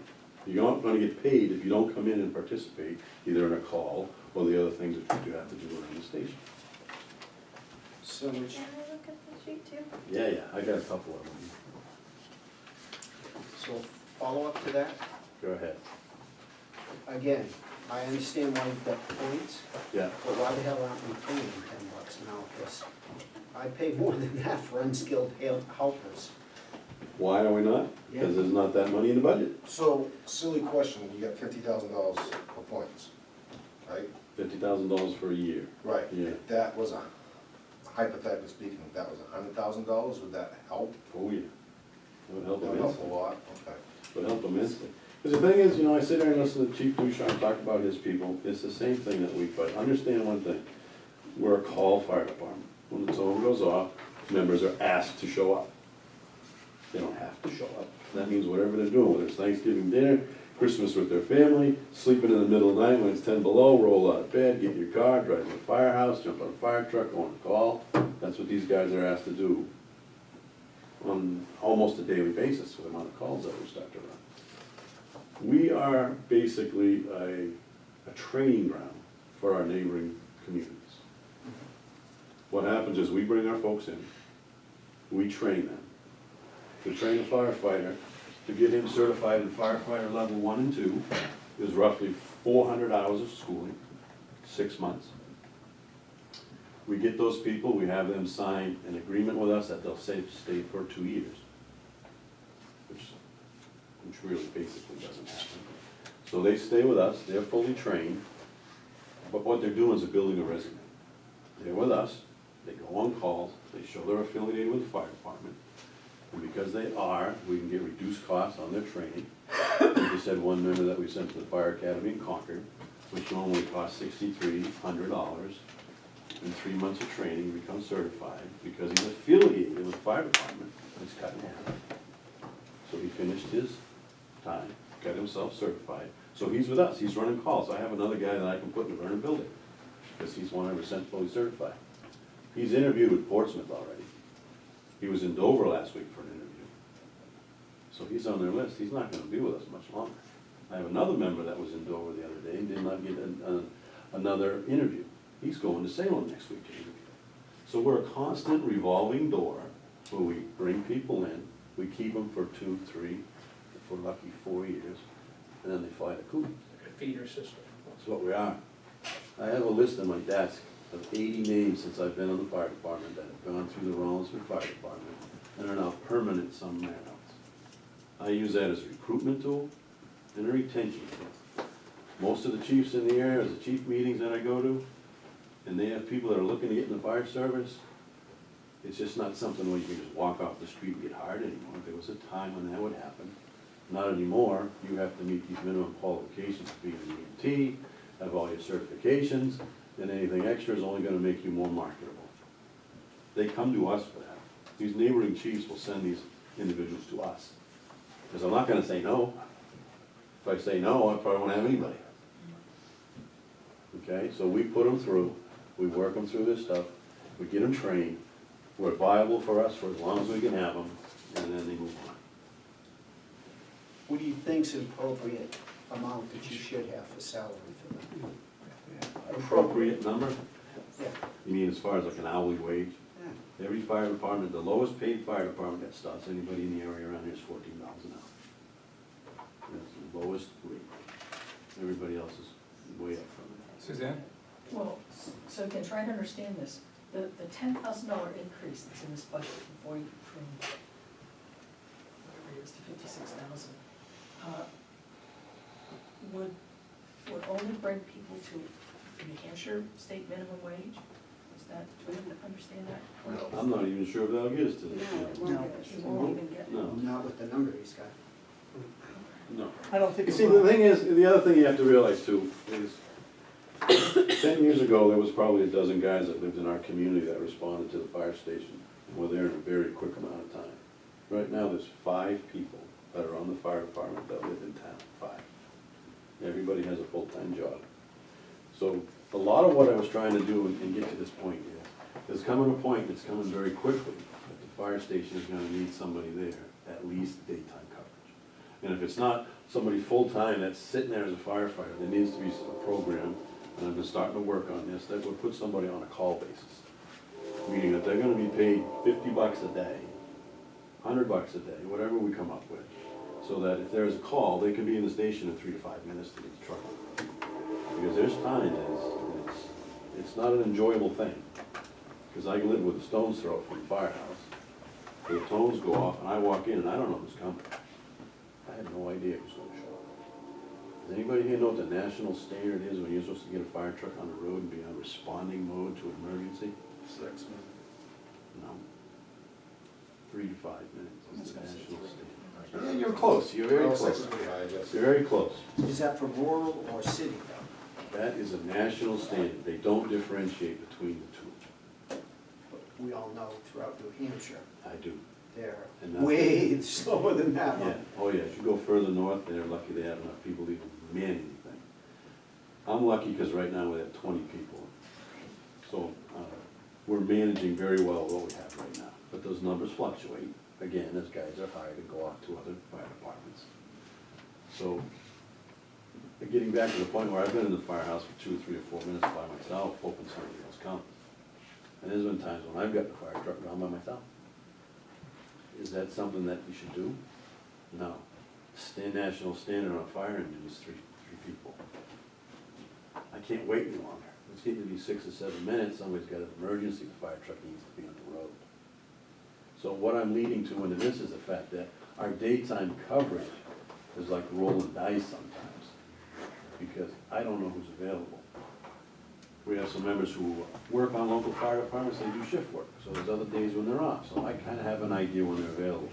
I work a lot in the area, I leave what my job is at that point, and I always come back to the firehouse. So I do have somewhat of a working knowledge of who's gonna be there, but it's never Can I that. ask a question? Yes, Is I am responding operating? it is operating. So that is your, That that's lets where you're me gonna know know who's coming, right?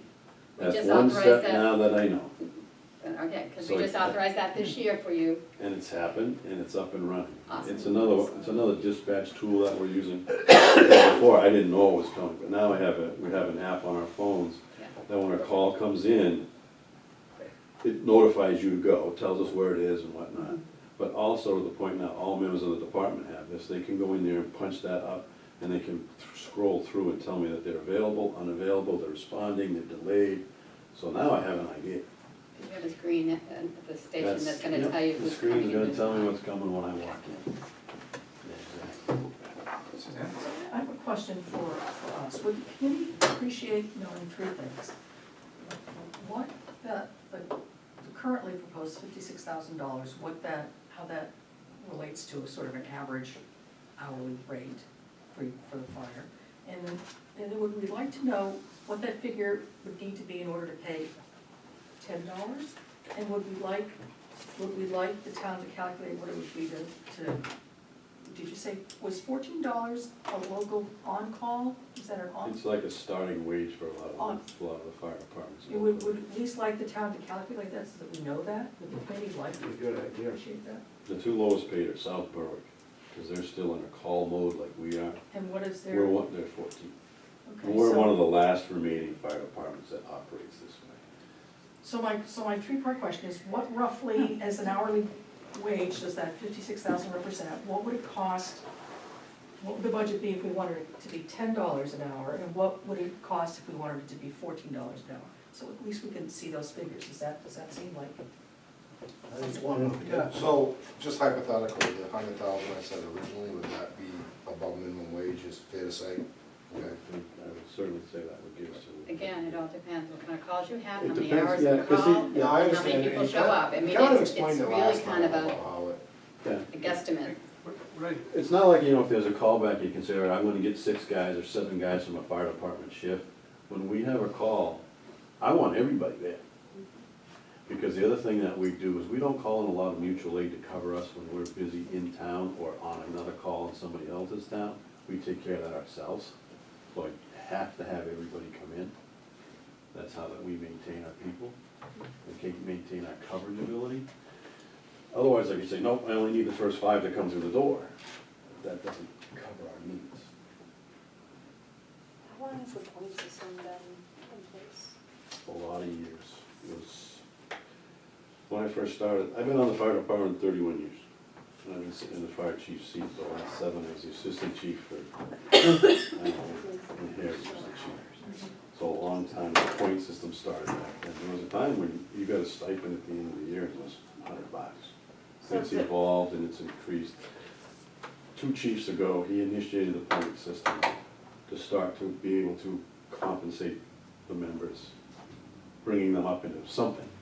Because otherwise you weren't gonna have it. Like, nobody can donate their time anymore as a volunteer and give what is required to do this stuff, especially with all the requirements and certifications that you need now in order to be able to operate correctly. And if we don't maintain these, there's gonna be lawyers and lawsuits and whatnot if things did not go right, So is it fair to say you could take the historical data of how many points people have to figure out how many hours we have over a certain amount of time, to guesstimate how many wages you would need? That might be a way to start, yeah. The point system, it sounds and it's confusing, and I understand what you was talking about, Charlotte, how it's gonna work, but as It's we. a point per hour, wouldn't it?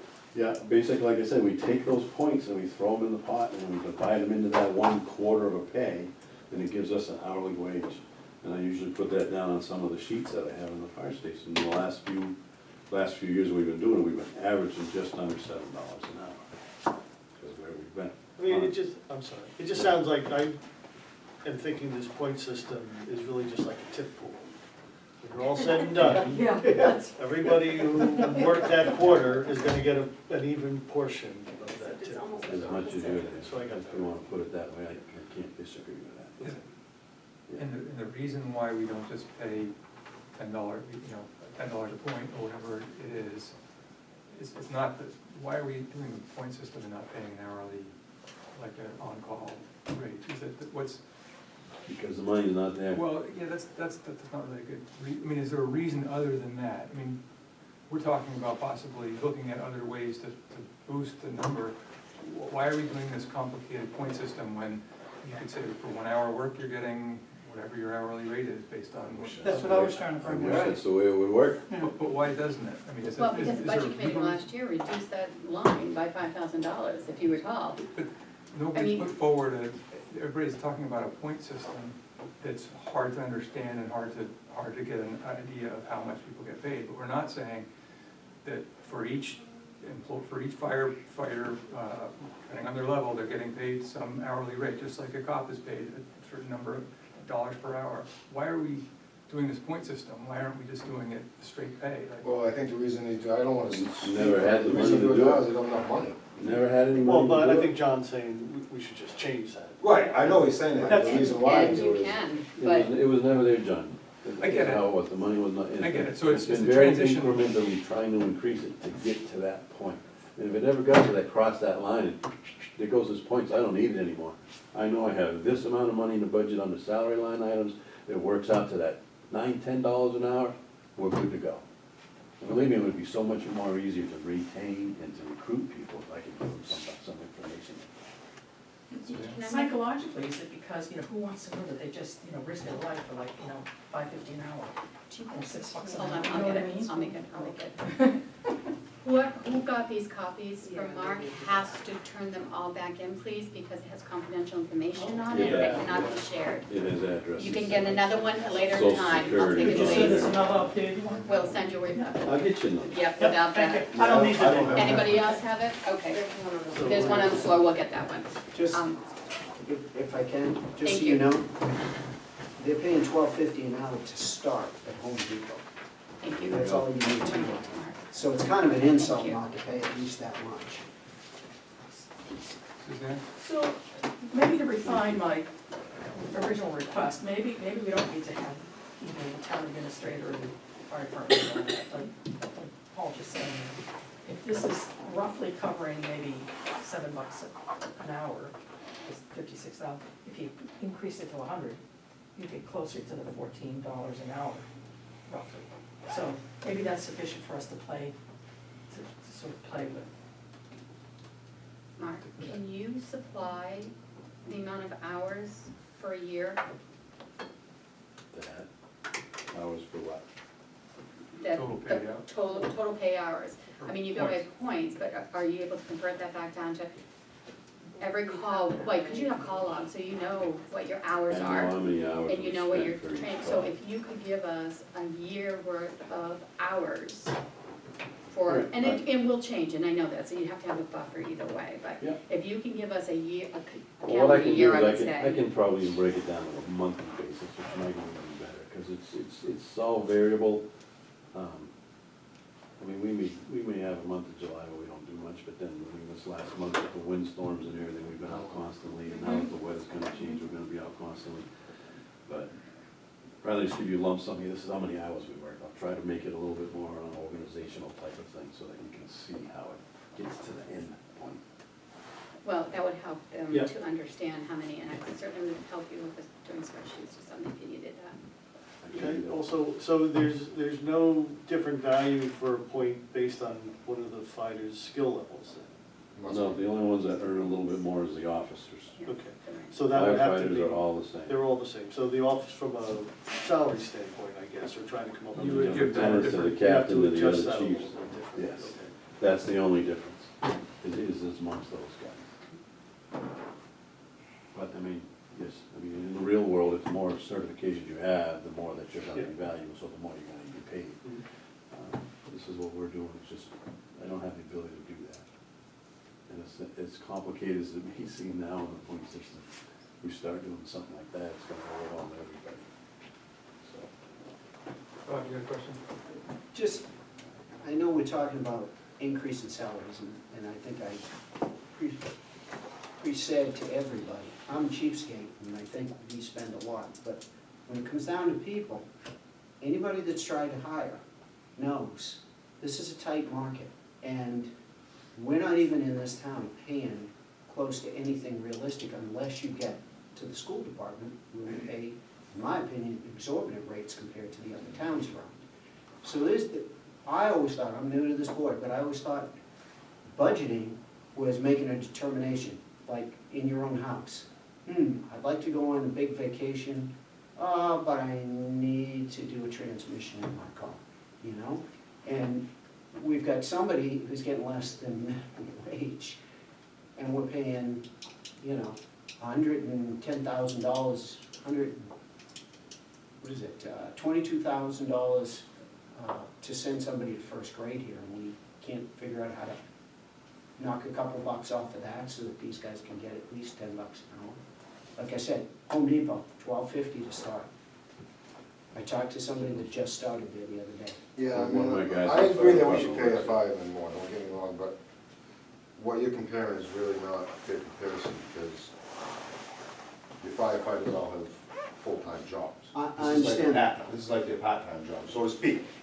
Don't Right. get me wrong, But- So if it was a full-time firefighter in that position, absolutely. If he was here 40 hours a week, he should be making a salary, but that's not the situation we have right now.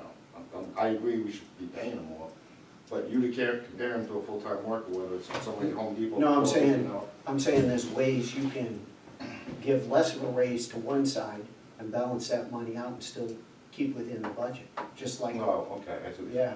I'm not saying you cut their salaries out. Please. I'm saying balance the salary. These guys are getting nothing, those guys are getting. So that would be our selectmen. We don't Correct. recommend the budget, they, All right, so Just my question. okay. I think we got it, I think we understand, I think we understand now what we're dealing with. We'll get some more money, more estimates of what the cost would be to pay everybody at $10, $14 an hour, just to make them comparable, at least to minimum wage and to what's neighboring communities. And that's something we can look at when we deliberate over the budget further. Are there any more questions for? Can I have a clarification from Caroline? Sure. Okay, so knowing that this would be a large number, Yep. can it be on a warrant versus putting it in the operating budget? And my reason for asking that is SB2. Because if SB2, if it fails, we go back to, everyone goes back to last year's budget. So I'm fearful of putting something in the operating budget, but can it be a warrant? I would wanna look into the implications of that. I think technically yes, but whether or not that's a good idea, I'm not sure. But it's an interesting point, so, Okay, I'll I'll get look more into it. information on that yeah. going forward, or discuss it. Just one further clarification, understand one thing. The members of the fire department here are no different than the members of the fire department in Dover, Somersworth, New York City, Chicago. It's the same thing. They all have the same level of training. I wasn't trying to insult you. I'm not, no, and I'm not going there, I just want everybody to realize here that there is a very valuable, skilled bunch of individuals up there. The root of us, probably the 5 or 6 of us that have been there the longest, and getting into the fire service is just not a job, it becomes a lifestyle. Because you just have to drop everything at the drop of a hat and go serve. It's just the way it is. And the way this town is set up and wants to do it on a per call basis, rather than paying somebody a full-time rate to have them there all the time, is part of the risk that the community is willing to absorb based on response times. Because the response times is a critical component to the whole fire service scenario. And the other thing that I was trying to do when I said I need to get this to minimum wage, if not more, is the point where, and I explained, everybody's got a full-time job, so we don't have a lot of daytime stuff. When everybody comes back home in the evening, we don't have any trouble getting a truck on the road in a flash. It's that daytime stuff. So with this kind of thing, if we do get that kind of a bump, it's going to make it that much easier to have people here to cover those daytime stuff. Okay. And it's leading to the point where, you know, the volume of calls that we answer right now, in my opinion, does not warrant having to have full-time staff in the firehouse. It does not. There's other ways that they can manage that. It can be done on a per diem basis, or like I said, you pay somebody a stipend, and all right, I'm gonna be available this day. I can be in the firehouse in 3 to 5 minutes. I'll make myself available for that daytime slot. Those are the kind of things we can do to try to manage and not pay what it costs to pay for a full-time fire department, because it's ridiculous. Chief, a quick question. If for whatever reason we needed mutual support from Dover, We do Somersworth, every time. what does that cost us? Nothing. Nothing? Nothing. I've been asked many times about regionalization, and that's a big thing in other parts of the country where they have county-wide or region-wide fire departments. That really doesn't work here. They tried to do it years ago between Somersworth, Rochester, and Dover to make a tri-city fire department. But it's difficult because all the towns like their own little kingdom. They have a hard time sharing stuff. I can't believe that. They have a hard time. So what happens is we have what's called a mutual aid district. There's 13 communities that belong to the mutual aid district. And if we, in our shoes, did not have the mutual aid district, we would not be able to take care of half of what our needs are. And by that, what I mean is, we have a fire in town, we're gonna call in our mutual aid partners, which is gonna be, we already have a mutual aid automatic agreement with South Berwick. So South Berwick's coming, Dover's coming, Berwick's coming, all of our neighbors come to help us, because we don't have enough personnel to do it, nobody does. You go to a fire in Dover, we were in the fire, I use that as an example, the other day, they had a fire on Central Avenue. There was 13 communities there and 70 guys standing in the street. Sometimes if I get a call here and we have a fire in town, I'm lucky if I can get 10 guys. In order to be able to suppress a fire and do it correctly by national standard, you need 16 guys to step off the fire trucks. So you need like 4 or 5 of them to show up at any incident to be able to do it correctly, safely, and efficiently. That's how we get around it, as a mutual aid. We get it because we turn around and give it back. We do an exorbitant amount of mutual aid in our community. We don't have that many fires in town. You know, knock on wood, we're lucky we may have 4 or 5 in a year, and they don't get to be very big. We're lucky that way. But we visit every other community that's around us whenever you see it in the paper or hear it on the news.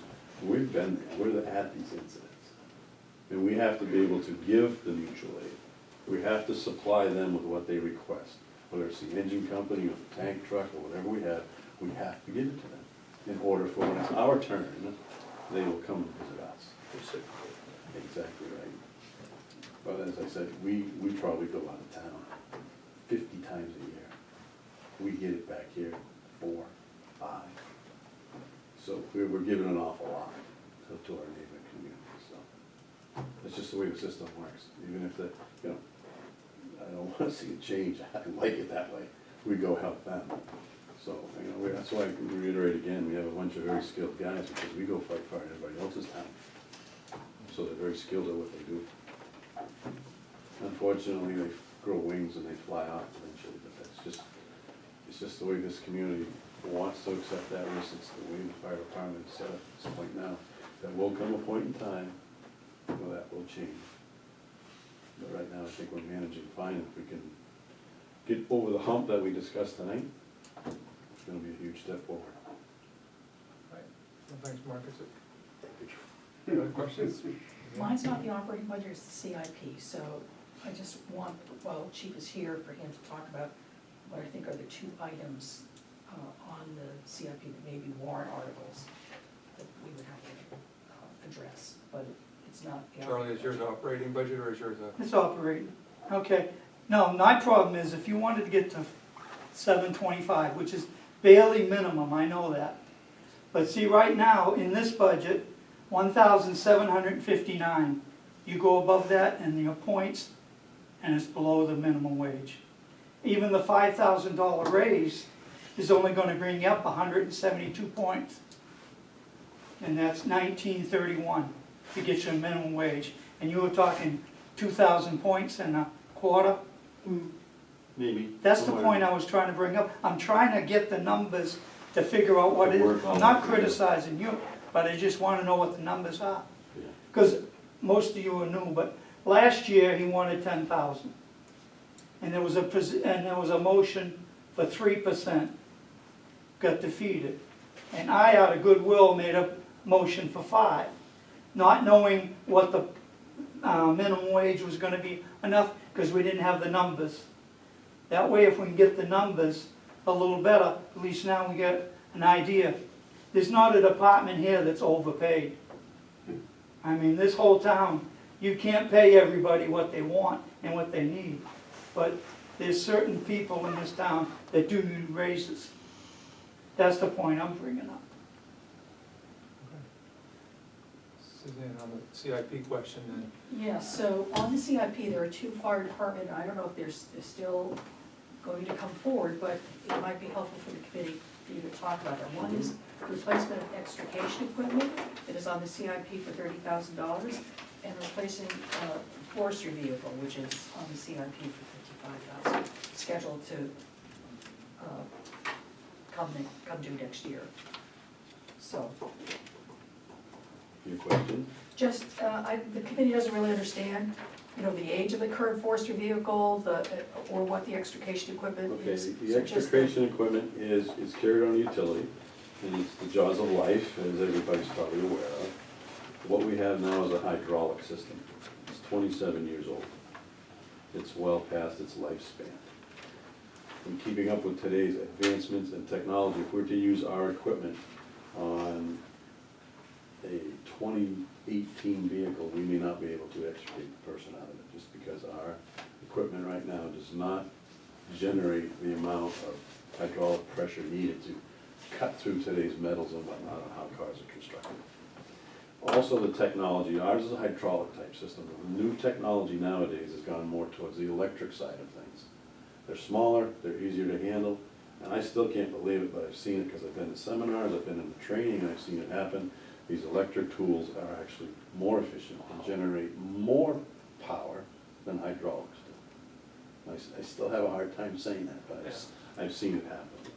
And the other thing is it's about 1/3 the cost. If I was to replace the equipment we have now in a hydraulic venue, it'd be close to $90,000. I can replace it with better equipment that's more efficient and it's right up to date for $30,000. Would you completely abandon the hydraulic one? or No, that would still be, we would never get rid of anything like Okay. that. We would use that for, we can still use that for all kinds of other things. It doesn't have to all, and we can even use it for still on extrication, but if there's certain things, certain types of vehicles that need different equipment, we need to be able to supply that. Right now, if I went to something like that, we're gonna start, we're gonna work with what we have, but if we know we're struggling, it's beyond our capabilities, mutual aid has to come over.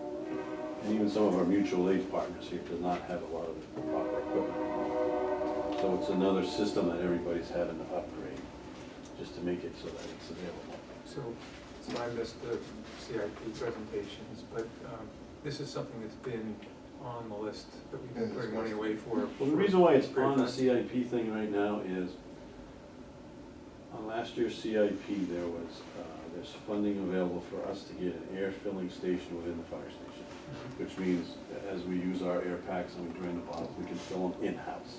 Right now, we have to go to Summersworth to get this done. What I wanted to do was to take some of that money, a portion of it, because there's more there than what is needed to replace it, but because it was not, am I right, Caroline, you still there? Yes. It wasn't listed. The extrication. It wasn't listed, it wasn't written, so we could not use that money now because the proper wording was not there. I didn't list that in the CIP line. So it had to come back full circle to where it is now. To start again, basically. Okay. That's why it's there. The I got two follow-up Were questions. you done, Suzanne? Well, no, so I'd like you to talk to people about the forestry vehicle, but I do want to sort of clarify something that you said, which we talked about last week when we talked about the CIP. That is, even though it looks like, if you look at the CIP, looks like there's 20,000 for this and 10,000 for that. They're markers, but every year the select board can rearrange those. So, and they can go, they don't even have to stay in the same department. They can grab the 20,000 that was sort of like in reserve for something for you and I don't know, put it for something else and vice versa. So that's just, that's just the legality of it. But however, I mean, that's the guide and so what the CIP committee worked with the departments for resulted in these two requests that we think will be warrant articles. One is for the extrication equipment, 30,000, and the other one is the forestry vehicle, which is a replacement as well. So maybe you could just tell them the age of the old one, what the issues are. forestry vehicles in 2003. And it's doesn't have a lot of miles on it. Most time when you get into fire department equipment, it's not the miles that makes any difference, it's the hours and what we're doing with it, because it sits in idles and idles and idles, or pumps and pumps and pumps forever. So that's where the issues come up. The other thing that drives the fact that the forestry needs to be replaced is the state has developed what they call a task force response system now. We are part of that task force. So if there is a large incident in Concord is not gonna grab all the resources from around their community if it's gonna be a long duration thing. What the state is now doing is they'll open their operations command center. They have a task force set up around the state. So rather than take all the local stuff and drain them, they're gonna request a task force from the seacoast, from the Keene area, from up north. We are involved in this with an engine company, a forestry company, and a tanker. So we have three different responsibilities, and we could go to Keene, we could go to Conticum, we could go to Nashua, because they don't want to drain their stuff. The forestry, in order to be within this task force, is to have a minimum of space for 4 people. The one we have now can carry 2. It's squeeze a third guy in if he's really, really small. It doesn't have the right amount of pump and equipment that it needs on it. Plus the fact that, like I said, it's 2003. We've been replacing brakes, fuel lines, radiators. The shop we goes to Dover to get repaired, they tell me that the frame is about done, so it's basically falling apart around itself. So it's just basically time to replace the unit, and that's what we're hoping to do. What we want to try to do is get a 4-man cab type of vehicle, similar to, and then have a body on the back similar to what the highway department just got, with compartmentation, so we can put our equipment inside that. The truck we have now has a skid unit on the back, which contains a pump and a water tank. It's removable, it slides right out. That unit itself is about $60,000. That would slide out of the old truck and slide right into the new truck. There's no cost for that. Basically, just need a new vehicle, a new transportation part to move that around. So it's that piece and manpower is what we're after, to meet our requirements for being part of the task force response team. Charlie? Okay, I got 2 questions for you, Mark. 153, radio equipment. I know the MOU for Dover is 4452. Are you planning on 2 radios? The MOU Yeah. is for, that's, No, I know that, but then there's 10,000. yeah, we're buying more portables. 2 more portables. Okay. That's why that money was. Yeah, okay. Because we couldn't get it initially with the money that we wanted from the last warrant article, to cover all of our needs. That's what I was thought. Yep, so that line item went in there for us to incrementally over the next couple of years to get to the 20, which we Yeah, need. that's fine. Yeah. And the other question is on the hoses. You haven't used any money this year, you didn't use any money last year. You're still gonna level fund it. My question is, what's the condition of your hoses? Are they in good shape? Yeah, oh, the hose is fine. Okay. The hose is fine. You know, the thing is with that hose, I know it's a line item and that's what I should be buying. I have plenty of it there right now to handle what I need. Yeah. But when I talked about adding more funding to the protective clothing line, I need to put, protective clothing is a 10-year lifespan. Yeah. I need to make sure that members are in gear when they go inside a burning building that is within that route. I need to purchase 3 sets this year, I don't have it, so if I have to get it, my protective clothing line is depleted. So guess what my hose is now becoming? Yeah. A set of gear.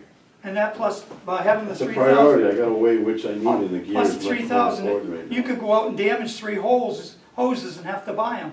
I know. At least you got the money. Hopefully you don't, but, you know, you gotta have the money in No, it. I Okay. totally, and I understand your question. Yep. You know, even that 3,000 sounds like a lot for a hose, but one length of that large yellow hose you see laying in the street that's 100 feet long, it's $1,200. I didn't think it'd be It's $1,200 for one piece. one. So, we try not to run over it. Thank you, Mark. I hope you understood where I was coming from. I do. I think then they kind of got me, maybe I started off on the wrong foot also, and I'm sorry if that's the way it came across. As I sat there for an hour and a half listening to everything else, that they're making this, and they're making this, and they're making this, and they're making this, and I'm like, man, I'm just so embarrassed to try to tell my people what they have. And I only know the dump guy's making $13 an hour, and I gotta pay a guy that risks his life, that tries to save somebody else's life, $5. It's tough. Not enough money to go around for everybody. And I totally understand, I really do, I really do, and I think that everybody's, commitment tonight and the questions that were asked were outstanding, and they can maybe understand a little bit more, but these are the guys that when you dial those 3 numbers, that you expect to respond professionally, either in a timely manner, and perform their task. You gotta have them there to do it, and if we don't have some sort of compensation that's a little bit more equitable. Because your budget's the same as the town, right? There's no changes? Okay, we don't need a copy of that. Thank you. You're doing a real good job, thank you. Try. Anything else? Not for you. It's a shame, you could have sat for another half hour. The next item of the business was something that Suzanne asked for clarification of, and so I'll let Suzanne Yes, thank do you. that one. So I just wanted to clarify so that we all understand why. I was chairing last week, because John was not here, and we had the vote on the emergency expenditure request from the water and sewer. And we had 6 yeses, 2, I don't know. Three noes, Three one noes and one abstention. abstention. And I nonetheless voted, or announced that the motion had failed because we didn't have a majority of the budget committee, which we needed 7 yes votes. And so I have here the RSA, the Budget Municipal Law, that talks about this, and it says, such application to the Budget Committee must be made prior to the making of such expenditures. No such authority shall be granted until a majority of the Budget Committee, if any, has approved the application in writing. So it is 7, it's not a majority of the people in attendance at a particular meeting. It is a majority of the Budget Committee, just as it is when we sign those documents with the budget that goes to the DRA. We need 7 signatures, and we would have needed 7 yes votes on that request. So just, and I got copies here if people want to. How many Just votes a did you have? snippet. Pardon? How many yeses did you have? 6. So now in any vote we have for the budget committee has to have 7. This is a DRA, this is Okay. for the This is DRA. an emergency budget, it's Yeah. under the emergency budget, Okay. or, It's what's the an word? emergency. RSA, it's under emergency expenditures. Just a majority on any other budget line. Mr. Chairman, we need to speak to that issue. Sure. Are we gonna authorize him to speak like we had to? with I'll make a Caroline? motion that Vern allowed to speak. Second. All in favor, say aye. Aye. Any opposed? Guys have it. Okay. 2 things. First of all, the entire issue of emergency expenditure is now moot, because we're not going to do anything until February, probably. The people on Willie Street seem to think they can wait. They feel it's okay to wait until April, when the ground thaws again. So it's absolutely moot. There is, however, one other thing, and that is the Water and Sewer District is scheduled to present its budget on the 13th. The commissioners have not yet met to have their workshop or to approve their own budget. And we're looking to have our workshop for the preliminary budget on the 16th, we hope, on a Saturday.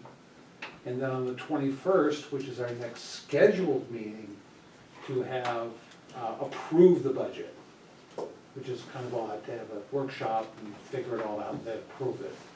But that's how it's done. So, we need to defer a bit, if you don't mind. I just went through this with the school. We did put this out in, what, May? April. I mean, it is what it is, I guess, just to say that we're gonna have to be budgeting earlier, and next year when we're doing it, we're gonna just have to come in a little earlier. The whole SB2 has pushed us back, so I know people are coming up surprised at how early we're doing things, but that's just the way it's gonna be as we go forward. Well, I think the committee will probably follow that, not that I'm the one to say it. So I don't know, what are you proposing in terms of the day? Any time after the 21st of November, because by then we will hopefully finalize and voted on the budget. I leave it to you.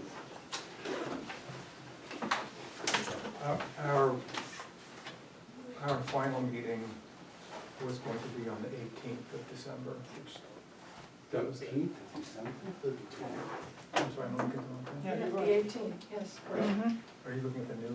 Yeah, I thought this was the update. So we have 2 meetings to finalize the operating budget. One is gonna be based on everything but the school, and then the following one is on the 18th to include the school, to follow up on any outstanding issues in the school. So are you saying, I'm sorry, I didn't catch the dates, but did you say, when did you say you would be able to present? Hopefully anytime after November 21st. After November 21st. so we would need another meeting, and I'm not. Would we, or could you just add it to one of the meetings? I mean, Well, just extend the November 20th is our, it? is the last meeting that we have with Recreation in Town. Right. We've been trying to avoid holidays and meetings of the budget committee, so that's what we They have to have. do it all by themselves. Right, so you guys wouldn't be ready for the 20th, which is the last one besides the school. They wouldn't be ready. They wouldn't be ready, right, sorry. Finalizing. And we don't want to do it on the same as the school, I don't think. Okay. I think that's too much. All right. Suzanne? None of this is pleasant, of course, but is it possible on December 4th for us to start at 5:30? Do water and district for an hour, do you think that you would need more than that? Can we be first? Well, yeah, well, the rest is. The rest would be deliberation over. Six. Huh? Wait a minute, what did you say, what date? The fourth, we're Fourth, scheduling the 4th to deliberate, That's so. the school. Do I No, have that's it? been, that's the old one. I didn't update it. Yeah. Yes, right now, the school's gonna be on the 11th of December, and that got moved because they wouldn't have had their budget done in time. So instead, we took the 4th to deliberate on all the other department budgets. But what we could do is come early on, what Suzanne is proposing, come early on the 4th, have the presentation from water and sewer, and then go into our deliberations on the rest of the budgets. We do have another deliberation session after the school, so if there are outstanding questions on water and sewer that we felt we wanted to clarify, we would have another chance to discuss them at that next meeting. So I think that's a good suggestion. How does do we want to have a motion for it, or? I move we do it. I was in 5:30, so really, the working person is hard. Yeah. 6 I can make, but sometimes I get up 5. 6? I get And we just go until it's done. Yeah. So we'll move the presentation for the water and sewer district to the 4th, and we'll start at 6 instead of 6:30. Suzanne? Can I make another suggestion too? I'm not gonna change that, but I'm just looking at the budget, at the schedule, we now have, on the 13th, is that next week already? Yes. The library and town clerk, we were gonna have water and sewer, so library and town clerk, I'm wondering, is Those are it gonna be pretty possible, short. is it possible to have library, town clerk and rec? And then maybe on the 20th, just have the town, and that would give us the ability to spend as much time as we thought necessary with the town on the, sort of the whole budget? I think that makes sense, as long as the recreation committee is able We'd have to discuss it. to get here and Yeah. I can't give you an answer today. I'm sorry, what did you guys start on? Well, it's a suggestion, I'm still debating. We have a So- meeting next week, so I can get you a better answer. Well, actually, we're meeting the 12th. So you're saying you want It was to just be a the thought, 13th? a thought, yeah. It would allow, it's not huge, because if we have a short meeting next week, we have a short meeting next week. But it just, I wondered if by just having the town on the 20th, it would give us a lot of opportunity to just sit with you and talk about the big picture sort of thing. We're set then for December 4th, 6 PM. Back to you, Bob. Gee, thanks, Vern. Oh, you're All right, so- entirely welcome. I don't have a problem with that, but. I have to ask the Yeah, committee. why don't we just check, and if we can, yours, and they're able to come, have them come. And, I will let you know. I'll Yeah. check with them tomorrow and I'll get an answer and let you know if they can be here, because they're the ones that are presenting their own budget. and if it doesn't happen, then, we're gonna have because the library, as I recall, was a fairly short Mhm. presentation, and the town, and the town clerk is also short, so we'll be here for, I'm not complaining, but All right. 10 minutes, a great meeting. yeah, okay. So, to follow up on that, any other business that anybody wants to raise? So I can mention something, it's not finalized yet, just to give you a heads up. We got our projected tax rate today, and just to let you guys know what potentially it's going to be, but we have not voted on it yet. But this year is 2412, and the projected for the new tax bills is gonna be 2246. I'm sorry, what was, 2246. what was last year's? 2412. It's going down. Yes. Thanks to the school. Thanks to the school is what is a big chunk of it, and also, the reason why I'm a little nervous about saying this, because Don't there's say it something. then, I'm only kidding. What's that? Don't say it then. Okay, then. No, I'm only kidding. There's, it's gonna go up next year based on something that's happening, with the tax bills. So it's not gonna be this way next year, I'll just tell you that, because we won't have the school, is it 300,000 or something like that, so just know that. And you can't put it up. No. I mean, it's very difficult to put your tax rate higher than the recommendation by the Department of Revenue, is you can bring it down and put some money on your fund balance, but you can't put it up. That would be difficult. It would be difficult. So It's that's not- what the DRA is saying, our tax rate might be. Yeah, right here. So, 22, yes, and you hate to 46. do that, but Yeah, it's so just we kind just of, have it's a to tell false the town feeling. Take to it as a enjoy win. it, enjoy it. Enjoy it next year, but it's not Don't gonna be spend that it, way. put it in, keep it in your Right. savings account. So, but, I mean. You know, it'll be like, school, nothing against the school budget, it'll be like, listen, that's such a good job. Yeah, That's the you're right, school. you're gonna get all the credit. Yeah. You're welcome for our hard work. All right. Any other business, Charlie? Selectmen, when are you planning to have a meeting on this, On what? on proving the tax rate? It's not set yet. Huh? It's not set yet, we just got it this No, afternoon. no, but you have to have a meeting to, It's not set yet, It just Okay. came today. yeah. So, it will Tomorrow. probably be part of our regular meeting. All right.